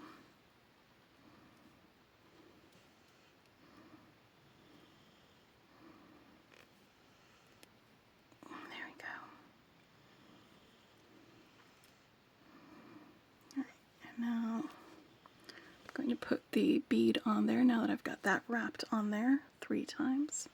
And I don't know if you noticed, the loops were kind of spread out, so I used my fingernails to squish the loops together. You could also use the edge of some pliers to squish them together. I'm going to give this a little bit of a tamp down as well with my chain nose pliers right there to help secure it. And I'm just going to move the end of this wire out of the way. I'll be snipping that at the end of this. We're going to put on our wire right there, or our bead. And I'm going to go through the loop on the other side 3 times. So first time, there we go.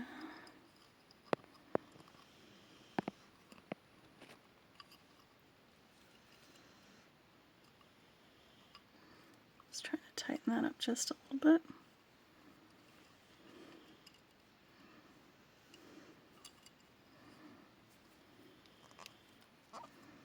Okay, and then 2 more times.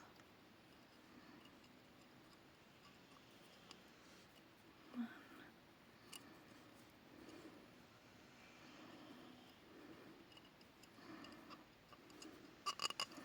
2. So I've got 3 wraps there. Tighten that up if I can.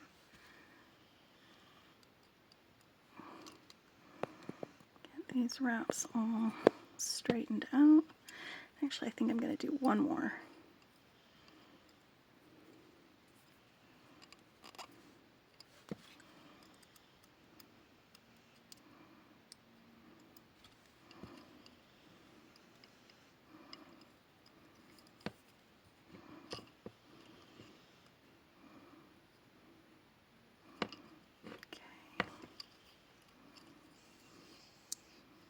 The wraps slipped down on the other side, so I'm going to need to fix that.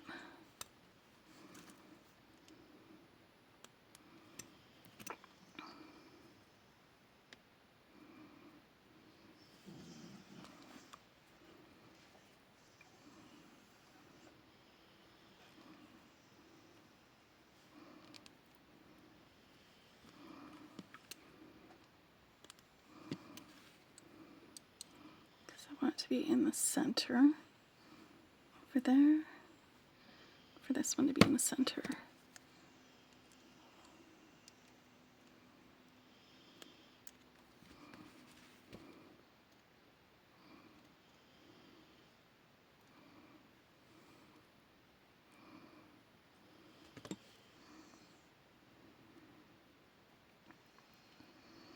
Okay. Let's hammer that. I'm just going to hold it.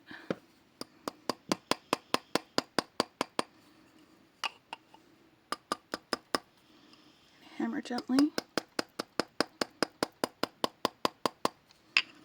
All the way around. This will help it keep its ring shape.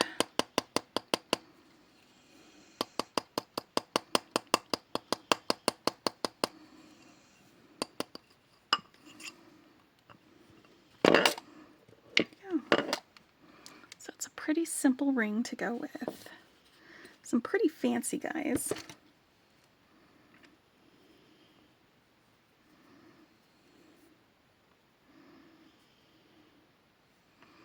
But it kind of stands out.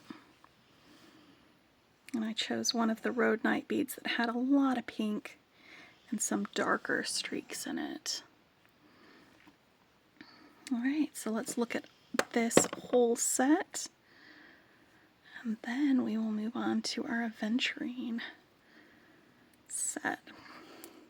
So rings, earrings, bracelet,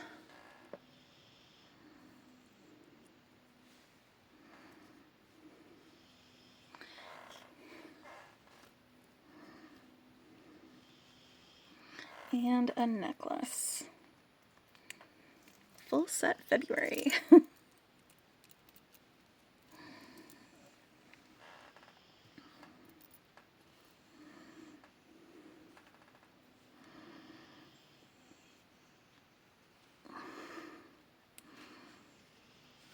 And that is our beaded chain version, using craft wire. Next, we'll get the Green Aventurine out and some Eslon so we can do a little macrame with our beads. So I'll clear off my mat, get those beads out, and I will meet you back here. Alright everybody, we are back now, and I have cut some lengths of this Eslon cord. This is about 0.3 millimeter cord. It's Eslon, which is a nylon cord for knotting, tying, that sort of thing. And I've got about 30 inches as my core cord. This is the cord that I'll be stringing my beads on and then tying onto with all of that. And then I just grabbed 6 times that length for the rest of this cord because I wanted it to be 3 times on each side, but I'm going to be starting from the middle of this and having it on there. You know, if you wanted to do some of this with separate cords for each side that you're tying, you could do that, but it's going to be easier if I start at the middle with this and do it that length. So this is going to be for the necklace, and then as I'm going along and doing my knotting, I'm going to be putting on these 6mm, 8mm, 6mm Green Aventurine beads, and then we're going to put one of the large spacers on, and then we're going to tie on the rest of these. And then when I get to the center, or the midpoint, then I will tie a few more of my square knots. I'm doing square knots macrames. So I'll just tie a few extra of those, and then we'll put on our pendant and then tie the rest of it up the other way. So let me show you how we get started. And then once I've got the pattern established, I'll continue on my own, and then when I get to the center, I'll show you how we add this on, and then when we get to the end, I'll show you how we finish this up. But I am going to be using these clasps that came in the box as well, and so I'm going to move these two out of the way, scooch these off to the side a little bit so they're not as in the way. And for this, I am going to go ahead and attach this to my mat using my bead stoppers. I do want to mention before I start, though, that I went ahead and just kind of burned and left it with the pointy end, the end of this with, I used my thread burner actually for it. You can use a lighter as well. So like the tools that you need for working with this are going to be a lighter or thread burner and some scissors basically. So with this, I am going to give myself about 4 or 5 inches of extra area here at the end of my design.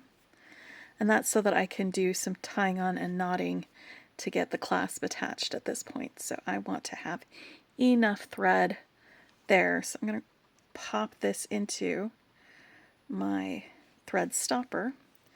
And then if I open it up and then press it into my mat, like that, it grabs onto the mat and it holds it in place. So I'm not going to be pulling really hard on this. It's just to keep this thread where I want it to be. And then I've got my other thread, my other cord, and I'm going to find the center of that. I've got both ends of it. There we go. And I'm going to put that center underneath my main cord. I'll have one side out to this side, one side out to that side. And let's scooch in just a little bit so you can see this a little bit more clearly for tying these knots. So now I'm going to tie a knot right here on my cord. I'm going to make a loop and just go through it with one of the ends.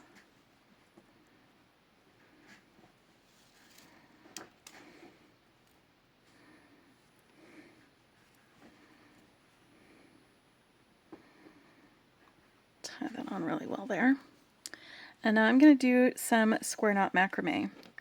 So to do square knot macrame, I've got my right thread, my left thread, and I'm just using a single thread here for my center or my core thread. So for the right, or the square knot, I'm going to make a little 4. Wait, is that a 4? I don't know. It's a little angle here. So I've got a loop coming out and it's crossing over the top of this bottom thread. And I'm going to take my left thread, I'm going to go over the top of this thread that's coming towards the side. I'm going to bring it underneath this little cross that's being made, and then through that loop on the other side. So over, under, and through. Pull it taut. And then that's only half of the square knot. I need to tie the same thing on the other side in order to complete the square knot. So we make a loop on the left side, bring our right thread over this horizontal thread, underneath the cross that's being made, and through the loop. Over, under, and through.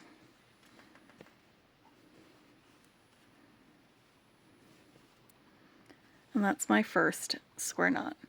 I'm going to do about, let me see.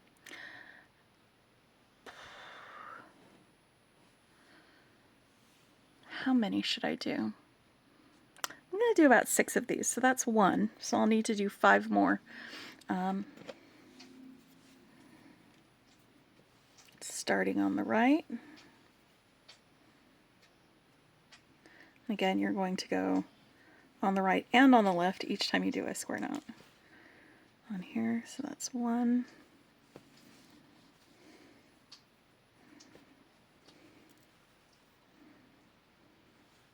And this is still 1. Or I should say rather, since I already made 1, this will be number 2. And then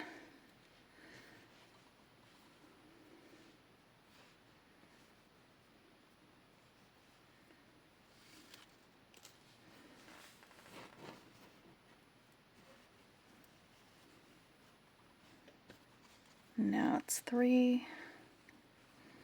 If you put off counting until you do your left side. And you don't have to do right and then left. You could do left and then right. Whichever makes sense for you as you're tying, that's the way that you should do that. I'm going to zoom in a little bit closer so we can take a look at, you can figure out how you can figure out which side you just did, like if you have to step away for whatever reason and then come back to it. And it's this bump, right?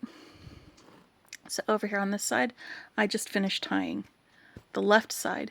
So whichever way that the bump is coming out of, that's the side that you're going to want to do next for that. So let me show you how that differs once I tie this one. And that's which side you make the loop on, by the way. Whichever side you've got the bump on, that's the side you make the loop on next. So I just did that, and now there's a bump over here on this side. You can see the bump. So that's the side that I will make the loop with. And then go through that loop after I go over, under, and through. There we go. And that's also how you can count how many you've done. So I've done 1, 2, 3, 4. I need to do 2 more.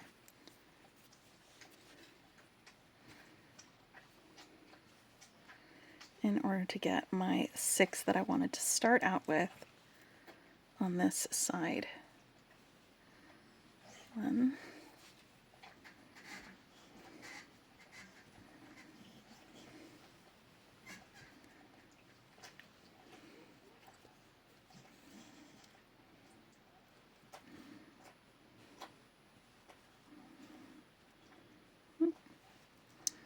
That.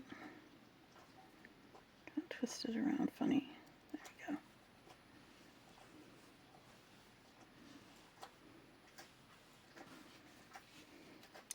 And then this will be the last one before I add a bead.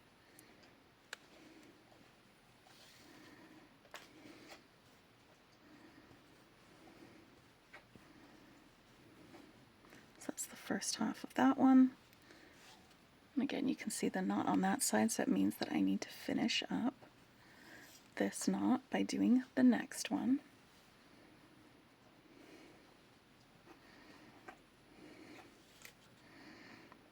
Alright, now we got close so you could see the actual knots and what they look like. I'm going to back up a little bit so that you can see my hand movements a little bit better.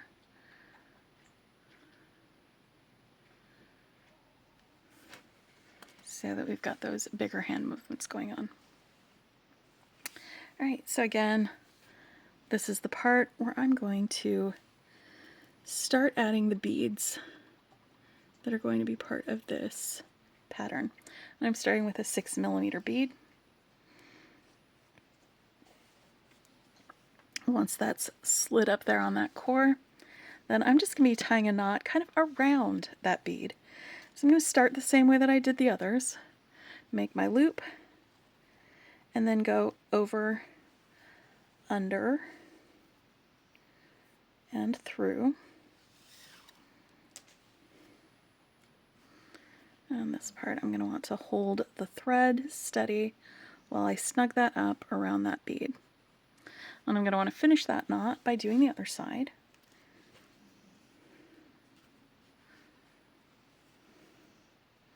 And that's going to be knot number 1 when I have this square knot completed.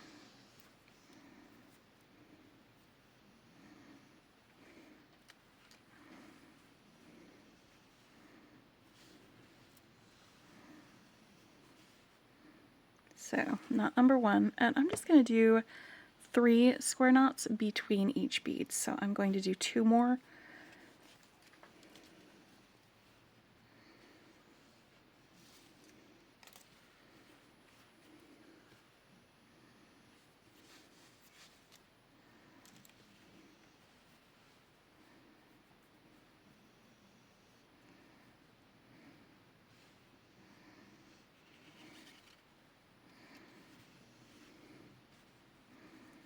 Right.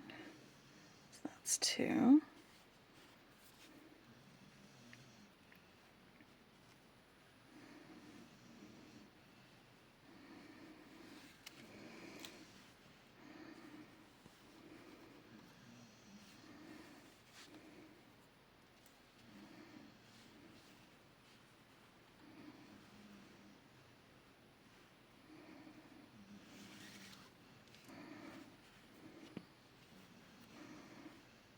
And that's 3. And now I can put in my next bead. For this I started with the 6mm Green Aventurine, and I'm going to pop a 8mm on here. And we'll tie that on exactly the same way. And I'm going to do that with all of the beads that I'm using as we go on here.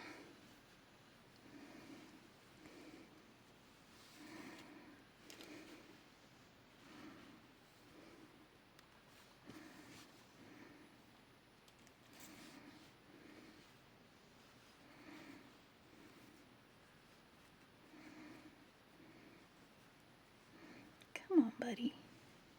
Wow, why am I bad at this?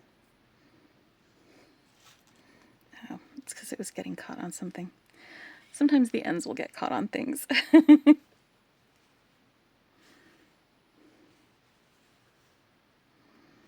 Alright. And then I need 2 more before I put on my next bead. So the pattern is going to be, again, 2 of the 6mm with an 8mm in between, and then the large spacer. And then after that we'll do 1, 2, 3, and then another spacer. And I'm just going to keep on knotting this and getting it down there until it is half of the length that I want. And then we will do a little bit of knotting in order to have a space to pass through the bail on this, and then we'll continue knotting the rest of the way. So again, we're going to have 3 square knots in between each bead, and I started with 6 square knots next to where the clasp is going to go. So I will be back when I get to the center so that we can get this on there. Alright, so I have gone ahead and knotted to about halfway of where I wanted to go. So I've got 1, 2, 3, 4 sets of those 3 aventurine beads and 3 of my spacers, and this is the same pattern. I'm just going to repeat up the other side, but here's the center. This is what I'm going to be hanging my pendant from, and you can see here, instead of doing 3 sets of the square knot macrame knots, I did 6, and you can count that 1, 2, 3, 4, 5, 6. So what I'm going to do now is I'm just going to go ahead and take the ends of the cord, pass it through my pendant bail,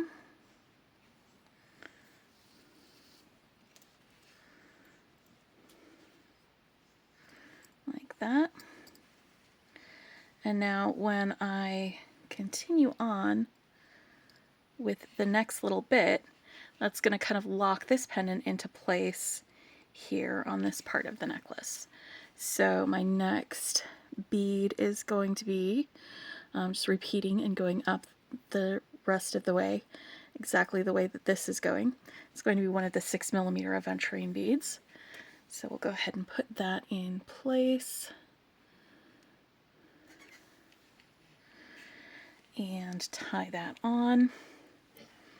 And then what I'll do is continue on with the rest of my knotting until I get my second side tied exactly the same way that I did my first side. And when I do that, I'm going to be ending with another set of 6 square knots over there. And when that happens, I will come back and we will get the clasp and get those tied onto the necklace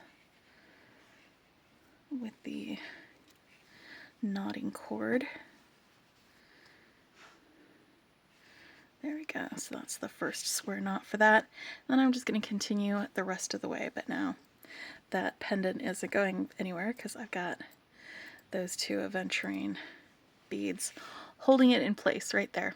So I'm going to go ahead and do the rest of the knotting up the second side so that it's just like that, and I'll meet you back here to show you how we're going to finish up this necklace. Alright, so it has all been tied up. I went ahead and on this end tied on my clasp. I left the ends unburned so that I can show you how to tidy those up. But that was just after the last knot that I tied, exactly like all of these others. I went ahead and left it like that, and then I tied this clasp on to the end of my cord, and I'm just going to show you how I did that on this side right here using the toggle, and I think, where did it go? I had a little piece, a little tube that I was using to assist with making the barrel knot that I used for this on this end. So it's just a short piece of tubing that I can wrap around when I'm making that little barrel knot. Let's scooch in a little bit closer so you can actually see what I'm doing, because this is kind of a tiny cord. Let's make sure that I am good and in the way, but we're going to go ahead and go through. And I'm moving the clasp close to where I started, basically, this thread. And so I'm going to just hold my tubing here. I'm going to turn it around right there. And now this part is going to be a little bit fiddly because I need to hold the thread, the clasp, and the tubing, and also move around it. So some of it may be a little bit harder for you to see. But I'm going to go around the tubing and work my way up towards the clasp if I can. There we go.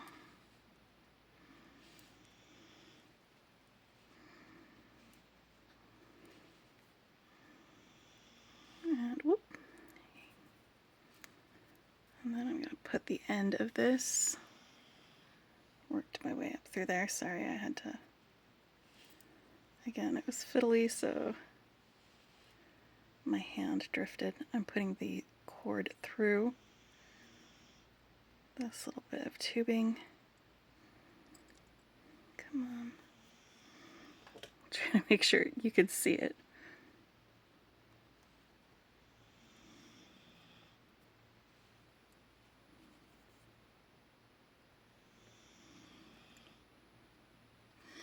Holding the cord that's wrapped around the tubing in place while I pull that tight. And so now I've got all of this here. And as I pull this a little bit tighter, I'm going to try to get those wraps evened out with my fingers. Nope. That one didn't go as well as the previous one. Let's start over again. Actually,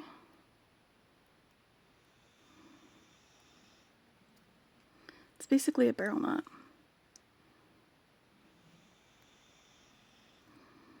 But it's not going through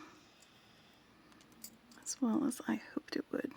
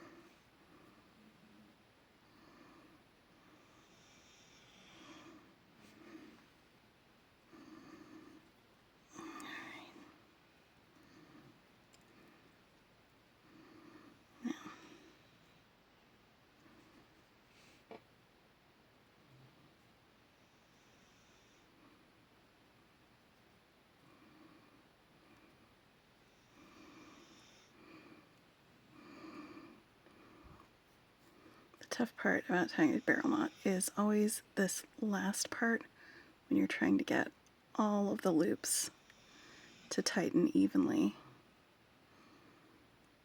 at the same time.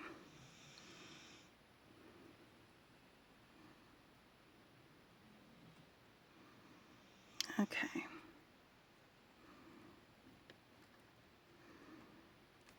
That's going to be close enough. So now I've got this tied on here. I can take my thread burner. Now a lot of people use a lighter for this. My lighter makes a really weird noise that my dog hates. I can't hear the noise, but it bothers her. So for me, it's so much easier for me to just use the thread burner than to have to deal with all of that. But if you do a thread burner, you're going to want to make sure that you burn down enough of it that it melts it into place.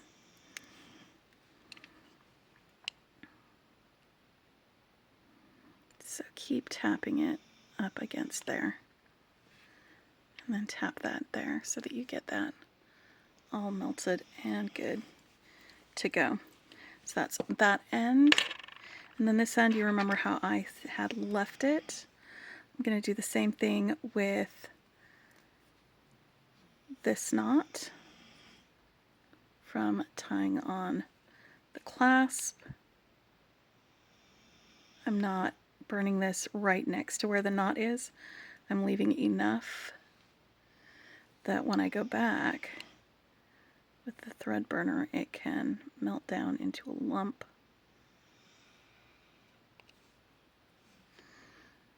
And that will keep it from unraveling. I'm going to do the same thing with each of these on the sides. You leave enough of it that I can go back with my thread burner and melt that in there. Because with the nylon cord, that's how you fasten it off, is by melting it into a blob that isn't going anywhere.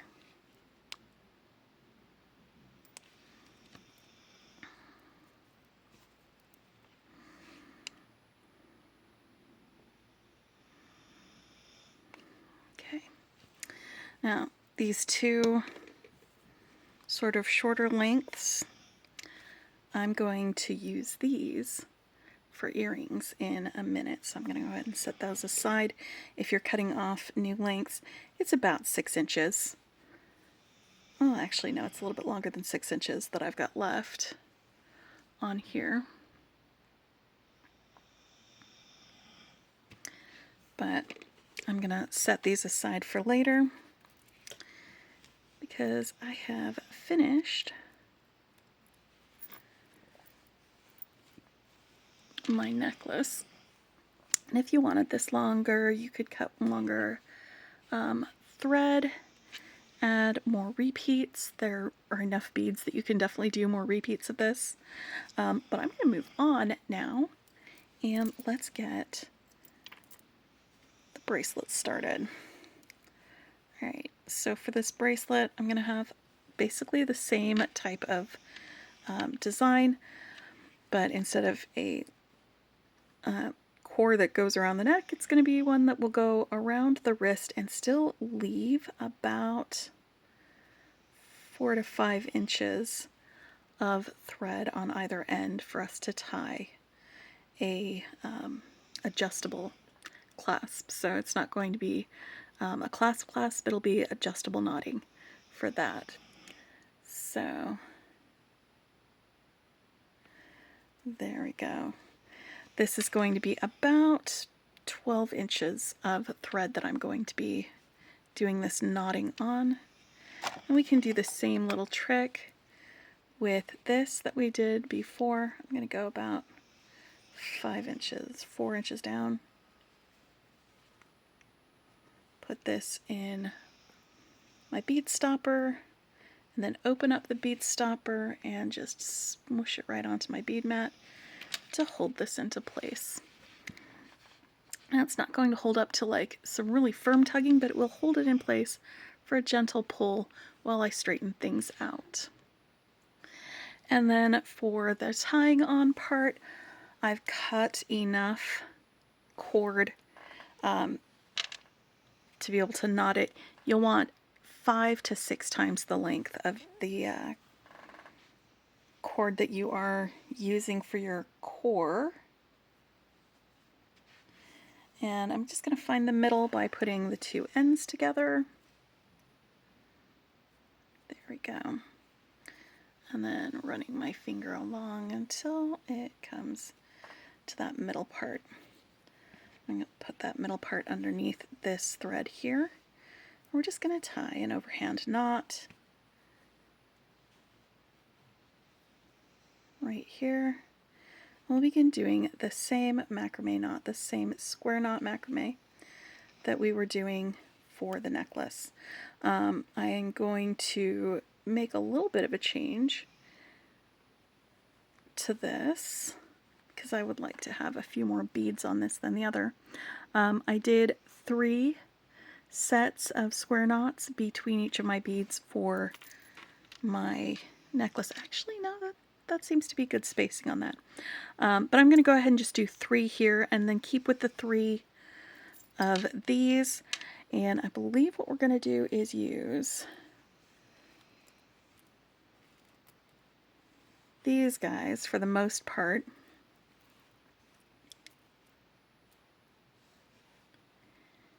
And 1, 2, 3.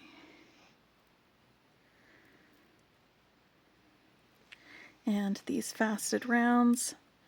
But I am going to swap out when I get to the middle of this. Instead of one of these, I'm going to just use one of those. So we'll go through and we'll just do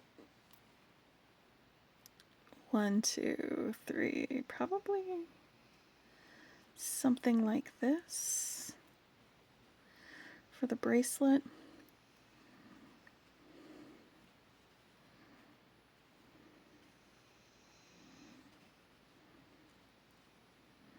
Might be more.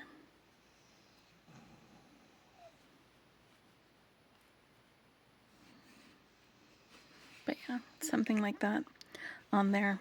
But let me just demonstrate in case you skipped ahead from the last one and did not watch it, how we tie our square knot on here. So I'm going to make a loop over here to the right with the right hand side thread cord. Then I'm going to take my left hand side cord, and you can start on either side, but the opposite side we're going to cross it over the top of the cord that I just crossed over here. And then I'm going to take my cord underneath this X that's made and pull it through that loop. Like that. And then pull that tight. And that's the first half of the square knot. square knot requires tying twice, once on one side, once on the other. So now I'm going to make a loop over here on the left side, bring this one over that crossed part underneath the X and through the loop. So we're going over, under, and through. And that makes the second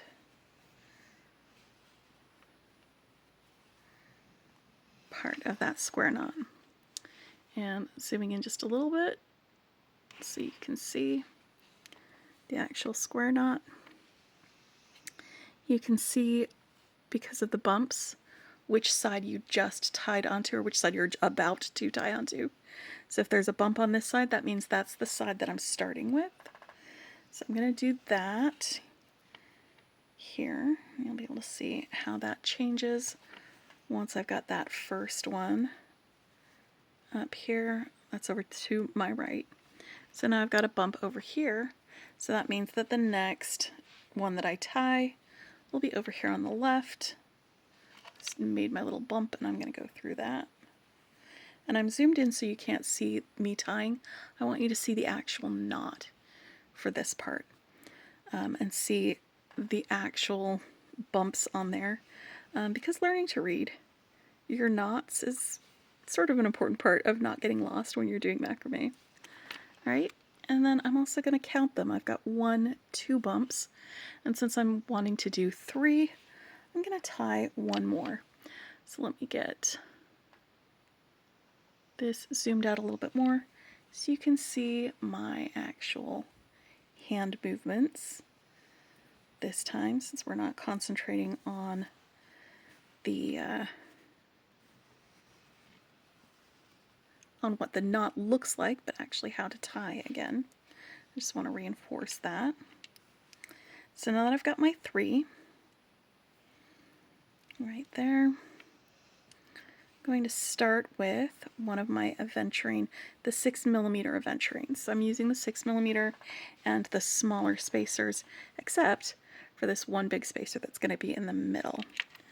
So I'm going to go ahead and string this on here, onto my cord, put it into place, and I'm going to begin another square knot.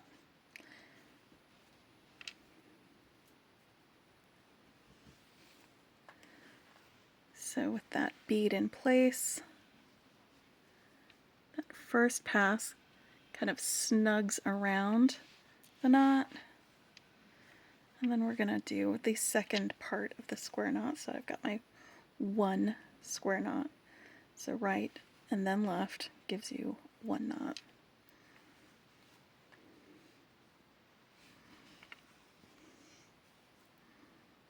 Okay, and now I'm going to do that again. We're going to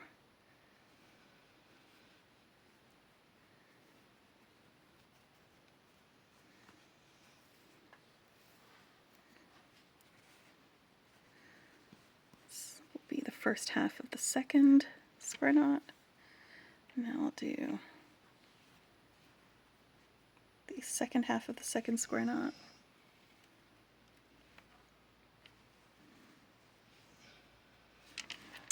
Alright, and 1 more to make 3 knots, and you can count it along the side. You'll be able to see all 3 bumps between this and the next.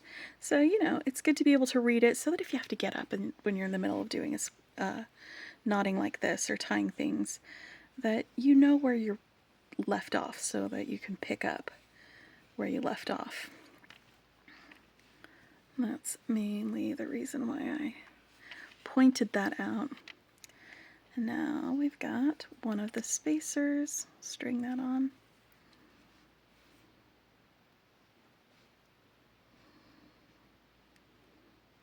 Some of the spacers might have some vegetable matter in them, which you can clear out with like some beading wire maybe, or craft wire or something to make it easier to get the cord through. There we go.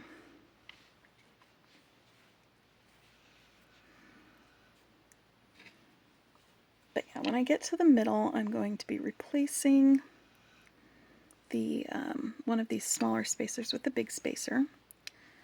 But I still need to figure out how many I'm doing, you know? And that is something that I will get to.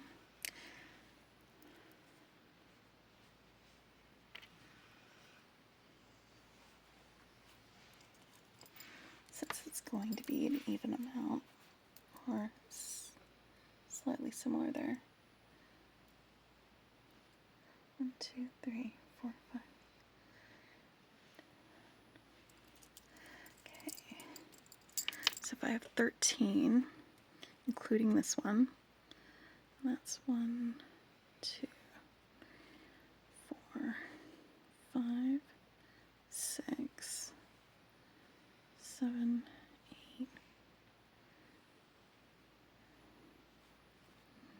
10, 11, 12, 13. So wait.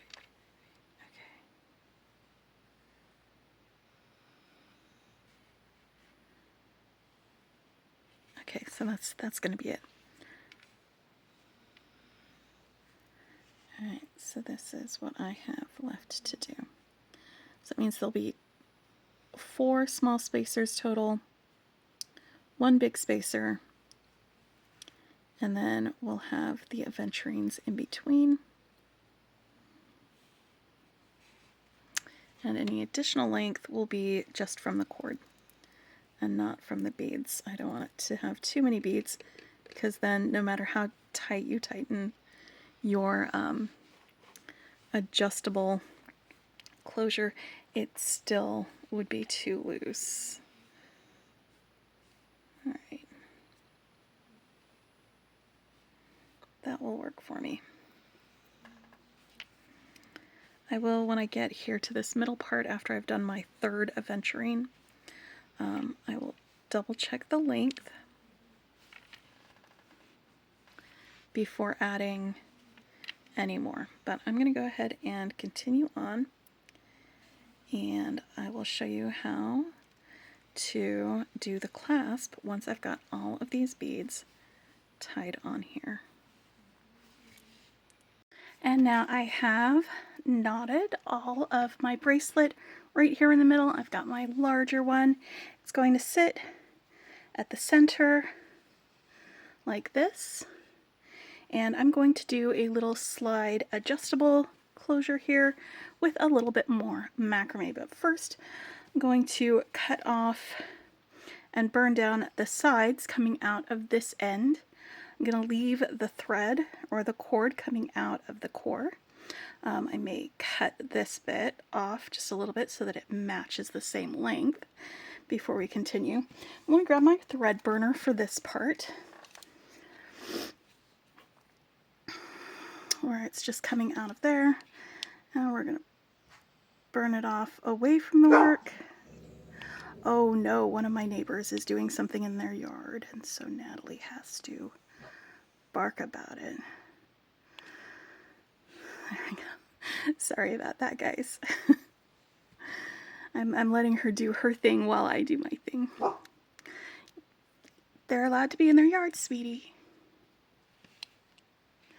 Sometimes it's not even the neighbors being in their yard. Sometimes it's somebody walking down the street, or a bird, or something like that. But she definitely likes to shout at everybody from the window. And we have the windows open today because it is a gloriously beautiful spring day here in Texas. It's going to be about 80 degrees outside for a high. We've got a breeze going. It is exactly what you may want at the end of your winter. That's just a really large blob have stuff there. I'm gonna burn it off a little bit better. There we go. That's better. All right, so now let's go ahead and I'm just going to snip off each end of these. I'm going to want to keep some of this length because that's going to be part of what makes it adjustable, is having some length here so that these two can slide past each other to straighten and go out. So I am going to tie a knot at the end of both of these ends of cord.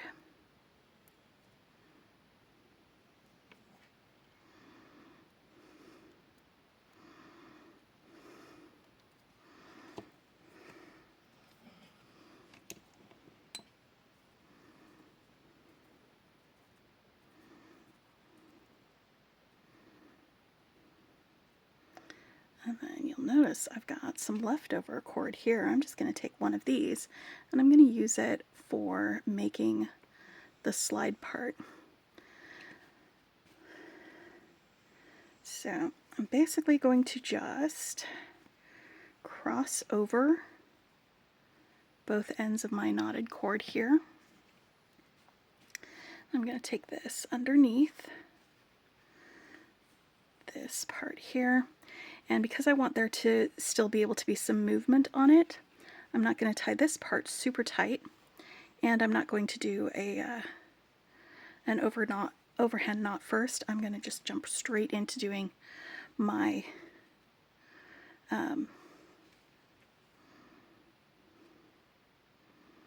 my square knot. So I've got my loop over here on the right. I'm crossing over both of these cords. I'm going to take my left cord and we're going to go underneath that crossover and then through the loop.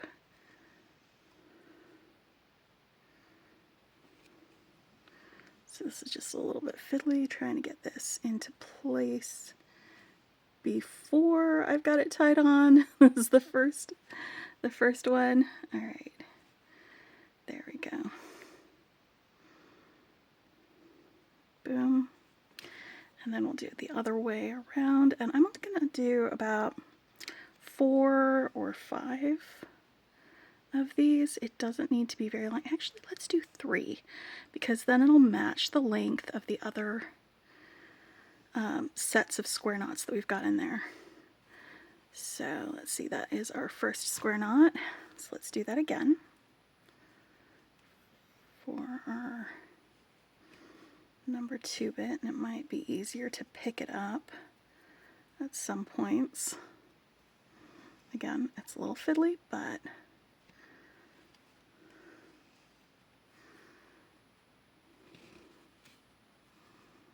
there we go. First half of that one. And the second half. I want to make sure both of these central core cords are getting included in the tying on part. We don't have an escapee, so let's tighten this carefully. Okay, good, good, good.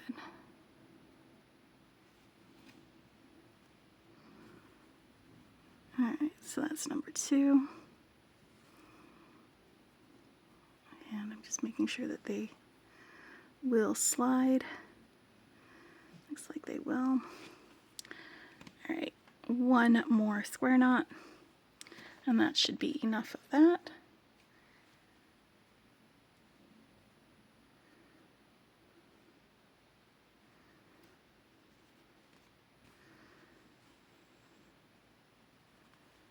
Boom. And the second boom.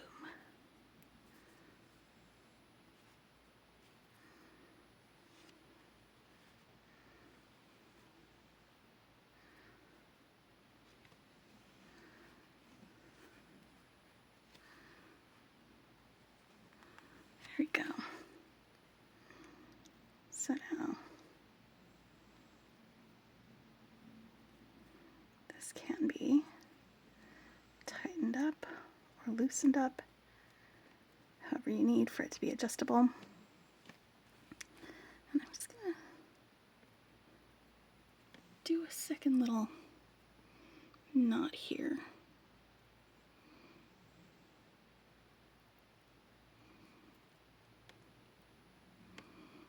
Just so you've got a bigger knot on each end. I'm feeling it. That second knot.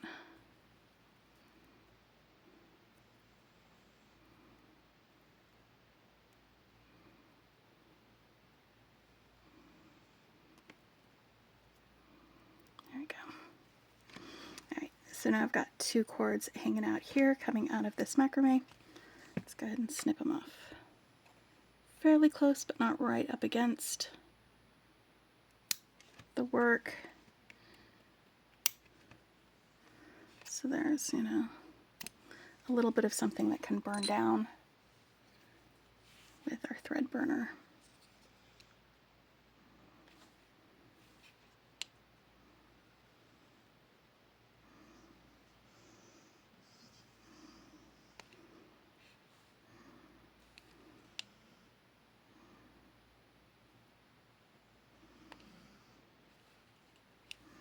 There you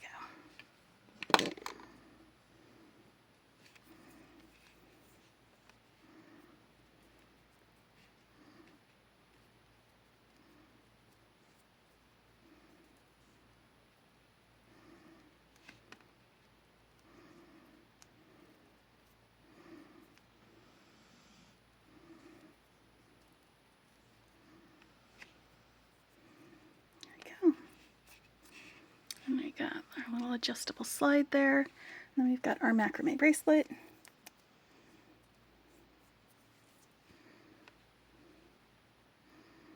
It can fit on all sorts of wrists.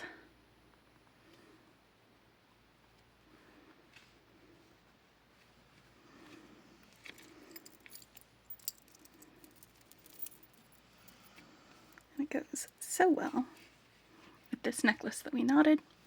Alright, so how about we do some earrings next. Let me get these guys off and I'll pull out the beads and the cord that we're going to be using to tie some little macrame earrings to go with this set. Alright, so earrings. We're going to do a little twisty knot thing. Take both strands and put them through one of the spacers, attach it to a jump ring, and we're going to have ourselves a little earring. Super simple to make. It looks more complicated than it is. I've got about a 7 or 8 inch length of the cord. It's going to be my central cord. And then for tying it on, I just did double that amount for this other bit here. Let me make sure this is actually twice that amount. Close enough. So I'm going to be putting both ends, or both of these cords through one of my 8mm Aventurine rounds. I've got the smaller spacer here, a little 6mm jump ring, that's 18 gauge jump ring, and then an ear wire that we're going to be hooking that up to. So this is everything that I'm going to be using for this project, or for this part, for these earrings. I've got my thread burner and I've got my little bead stopper because it is so useful with this. Now, to make it easier to put both ends of this cord through this bead, actually let me do it before I'm going to try it before I do the thing. I had to do it on the last one, but it's entirely possible that this one might go through without any special extra funkiness on my part. Okay, so I can get both of them through. Alright, now I'm going to take the long thread and scooch it out because I want to get my bead to the center of both of these cords. There we go. So the long thread, that's the center of that. And my shorter thread, let's adjust that. And I'm holding on to this, I'm putting pressure on this cord in the back so it doesn't move when I do that, by the way. Because friction might cause the cord, this cord, to move while that cord does, and it isn't. Alright, so now that we've got it in the center of both of these cords, both the long and the short, I'm going to move these guys out of the way. I'm going to take my little bead stopper. I'm going to open it wide, press down on both the cord and my mat, and now it is tied on right where I want it to be. Let's scooch in a little bit closer so we can do some knot tying. This is my short end. I'm going to have it coming down towards me, and I've got my long end over here to the side. I'm going to cross the long end over, make a little loop. I'm going to go under my center cord and through the loop that I've made. This is just basically a half hitch knot. Tie that up, and I'm just going to continue doing that same knot about 15 times. So that's 2.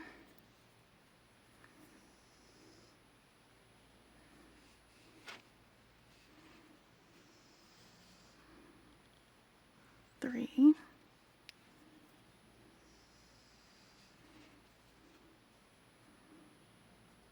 4.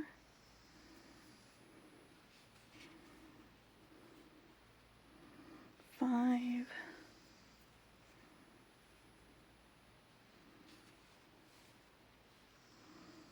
6. And you notice how it started twisting?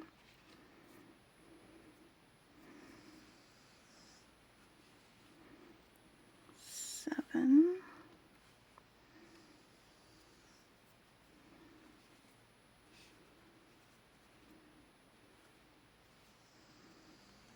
8.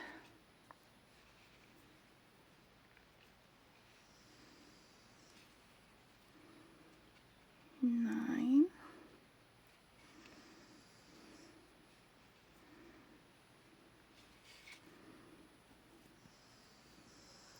10.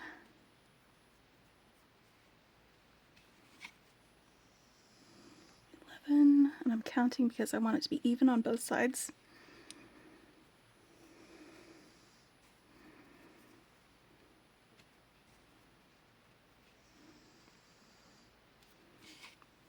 12.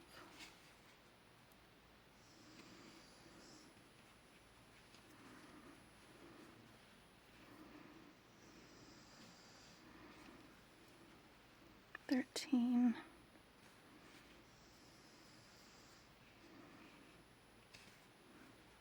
14. And 15. Okay, and I want that twist. I want that little decorative spiral going on there, on this. So now I can take that side off.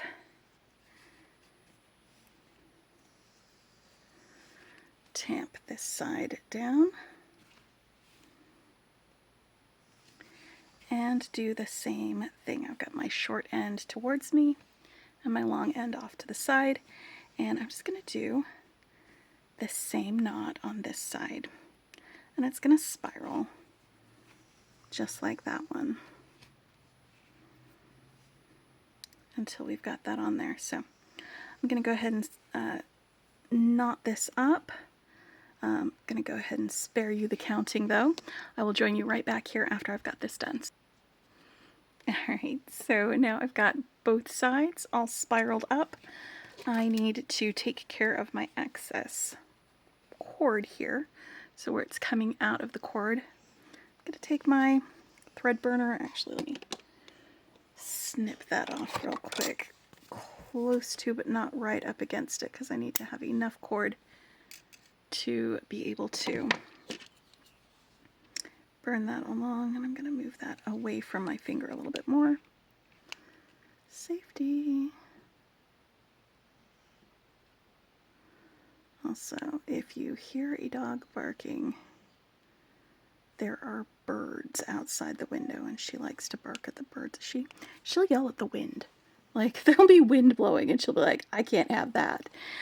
If my dog was somebody who understood how to write English and had thumbs, she would be on next door all the time being like, did anybody hear that suspicious wind? Did anybody see that suspicious movement? I swear. That's who my dog is, keeping the neighborhood safe from the wind blowing and neighbors being in their yard, but she's over there being relatively quiet for right now. So I'm going to let her keep doing that while I finish this up. Now I'm going to take, this is my core or center cord. I'm going to take both ends, hold them together, and let's see if we can get both ends through my spacer bead. I got them both through. Alright, now I'm going to do an overhand knot. It's where you make a loop and then go through it. But while I do that, I'm going to have it also be going through this jump ring. I could add the jump ring afterwards, but then I need to tie the knot a little bit looser, and it might be hard to wiggle the jump ring through both cords. I just want this jump ring on here. This is what I'm going to be putting my ear wire through.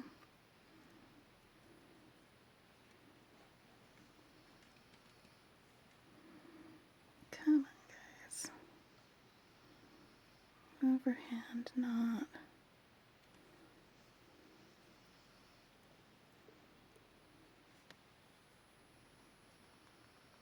There we go. Like that. And I'm going to take my cords, separate them out, right and left. We're going to do a little square knot to sort of round this up, just a single one. And to do that with all these other things in the way, it's going to be a little bit complicated. What I'm going to do is I'm going to cross over the front of this right here, where I've got a loop.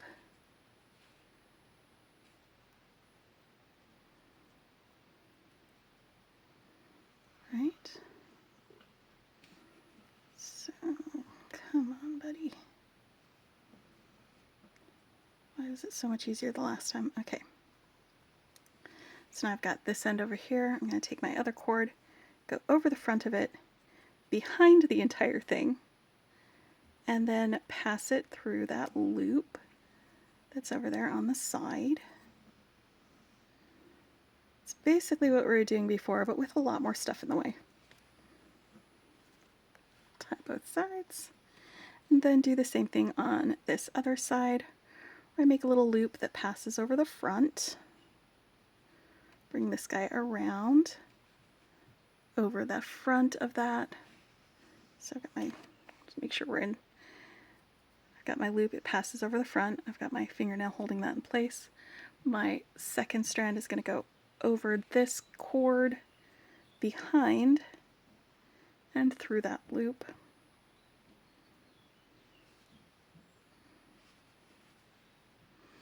We're going to make sure that that snugs up on the top of there. Boop. Just like that. And now I'm going to need to thread burner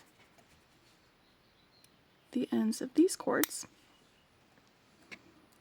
Now that we are all tied on here. Oh, I was wondering why it got a little bit darker. It looks like one of my lights went dim. It is daylight though, so we're not completely out of light as we go.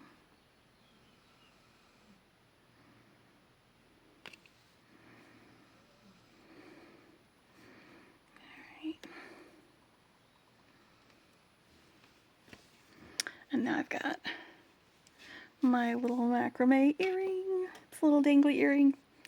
It's pretty simple looking, but then we're gonna get our ear wire in here, and you can use a pair of chain nose pliers to open that and close it. I'm just using my fingernails for it. There we go.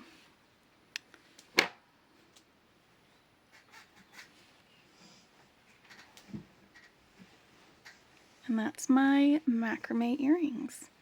Alright, let me get these guys out of the way and I'll pull off enough cord to be able to make a little macrame ring so we can round out our final full set. This will probably be my final full set for all of February. So I will be right back with that after I get this out of the way. Okay, so for this ring, we're going to do a little square knot ring with a bead at the center. I grabbed one of the 8mm beads because the hole is big enough that I can put 2 passes of this cord through.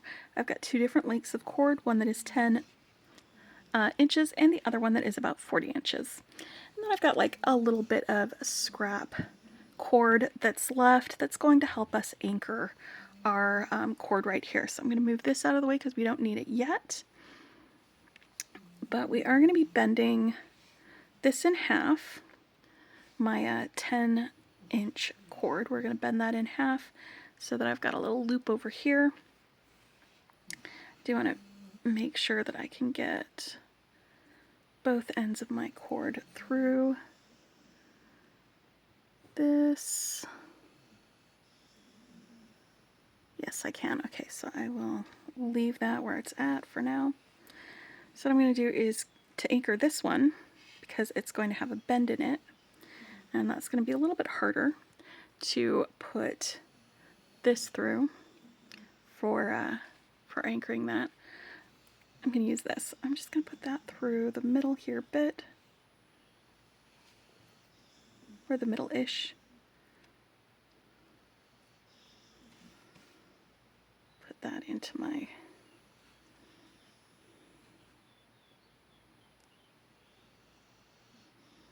guy so that that doesn't move, and then expand it and grab onto that. So now that I've got both of these ends just kind of free to go, free to move, I've got my loop that will still be there after I get to the end of this. I'm going to go ahead and grab my second length of cord.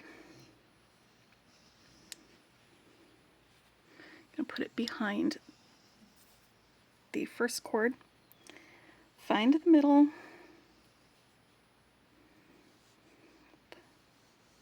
that's not the middle, there we go,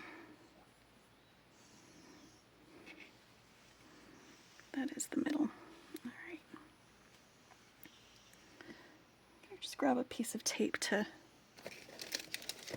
tape this bit down real quick onto my board, just so that it's together a little bit better for this first knot. Just adding a little bit of tension there. Got a little bit of tape there for that. Alright, so I'm going to start with a square knot because that is what I'm going to be doing for the entire length of this bracelet, or this ring. So we made a loop over here to the side with the right side, and then I put the left side over the top of this strand, and I'm going to go underneath the crossover and through that loop with that left side strand, over, under, and through.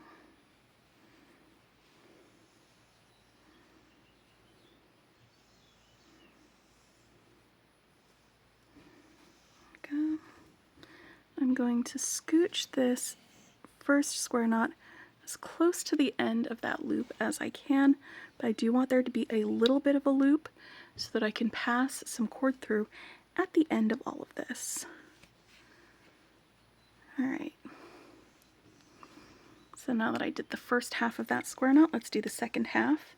We're going to make a loop over here to the left, crossing over, and then my right hand cord goes over that cord as it's going over there, underneath the cross, and through the loop.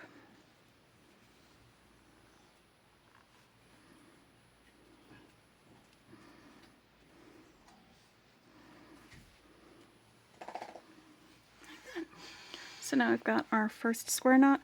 I'm going to do a few of these. I'm going to stop every, I think, I'm going to do about 6 or 7 of them initially, and then see how far along that goes. I'm going to try it on my ring finger and see how far around from the middle of my ring finger it gets to about here, because that is where I'm going to stop and put on my ring. So I'm going to keep tying my square knots. This will end up being number 2, I think.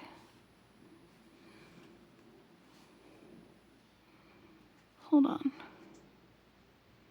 Yes, 1, 2. So I'm going to keep tying these.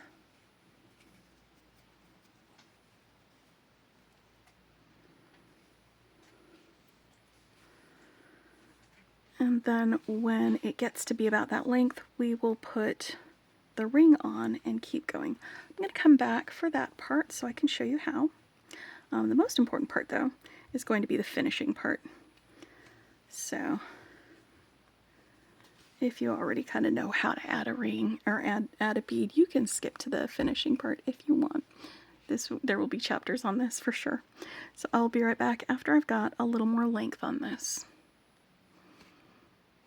Alright, so if you're keeping count, I have tied 16 square knots on here, and I'm ready to add my 8mm aventurine round. I'm going to go ahead and put it on both ends of my core cords. And I'm trying to get both of these to go together. It went through before when I was testing it, but maybe it frayed a little too much while I was doing that. Nope, nope, nope. I'm afraid not. I am so funny. Anyway, I'm going to go ahead and do 16 more square knots, and then when we get to the end of that 16, I will show you how to tie the ends together in order to turn this into a ring, because that's going to be the mildly tricky part, which is actually kind of fun and a little bit clever, if I do say so myself. So let me go ahead and keep doing a few more of these so that we can get the same amount of macrame on both sides of my ring, and then we will tie it all together. I'll be right back. Alright, so now I have 16 of these on this side. So what I'm going to do is I'm going to go ahead and take off this little bit that was holding it down to leave my little loop here on the end. And I am going to take care of these ends. Burn them off. I still have all of the core length here. That's about 3 inches of core length that I've got. I'm going to take care of these ends. We're going to burn them off, because we do not need them getting in the way of this next part, because it will be, I'm warning you, a little bit fiddly, but it'll be well worth it when we're done. So let's get these guys burnt off, melt it down.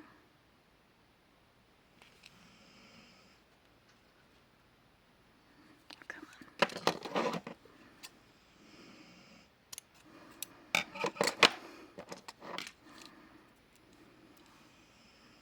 Works.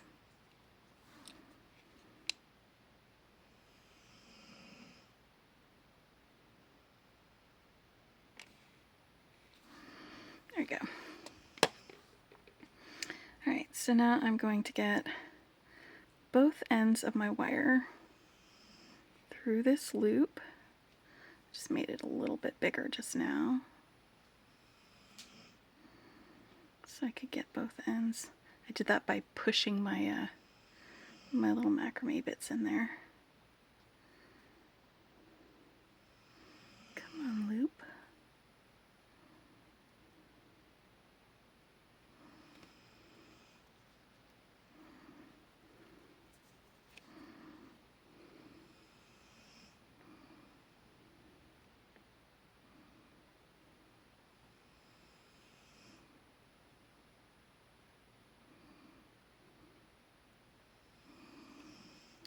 one of them is through.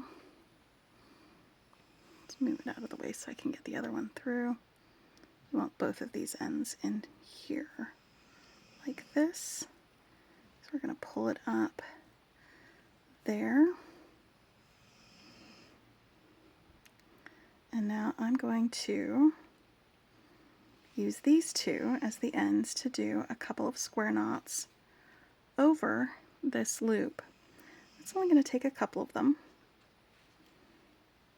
but we're going to start with a loop over here to this side. Let's go over, under, and through.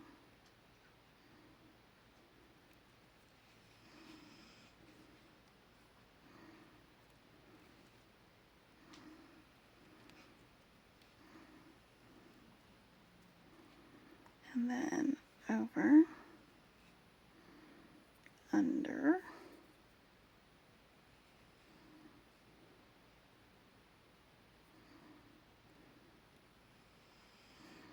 and through.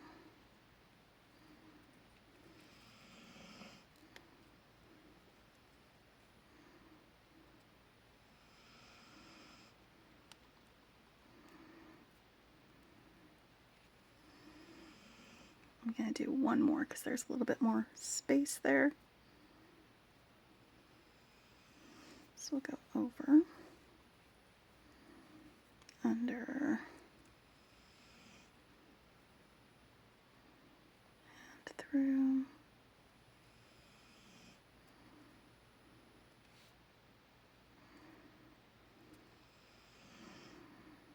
And one more right there.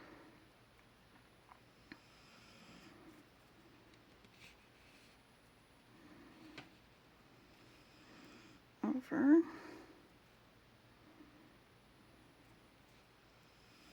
under. Let's just get it through that last loop, all the way through the loop. Not just the bits of cord. There we go. So now that is tied on. We have a ring. There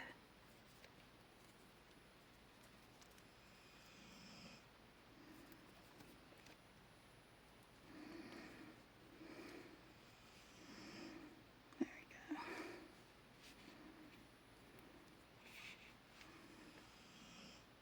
That was done with macrame. Alright, now I just need to burn off these ends.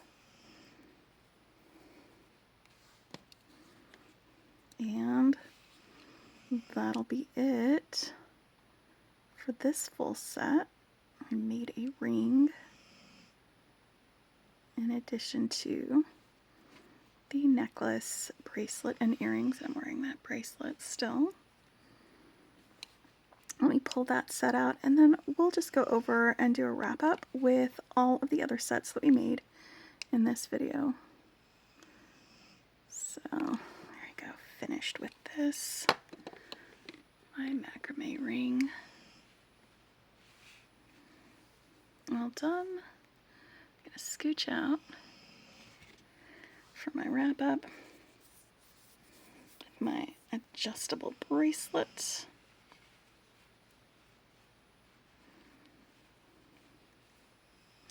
It's fun to use different materials to make stuff with. It's fun to play and expand and maybe challenge yourself a little bit.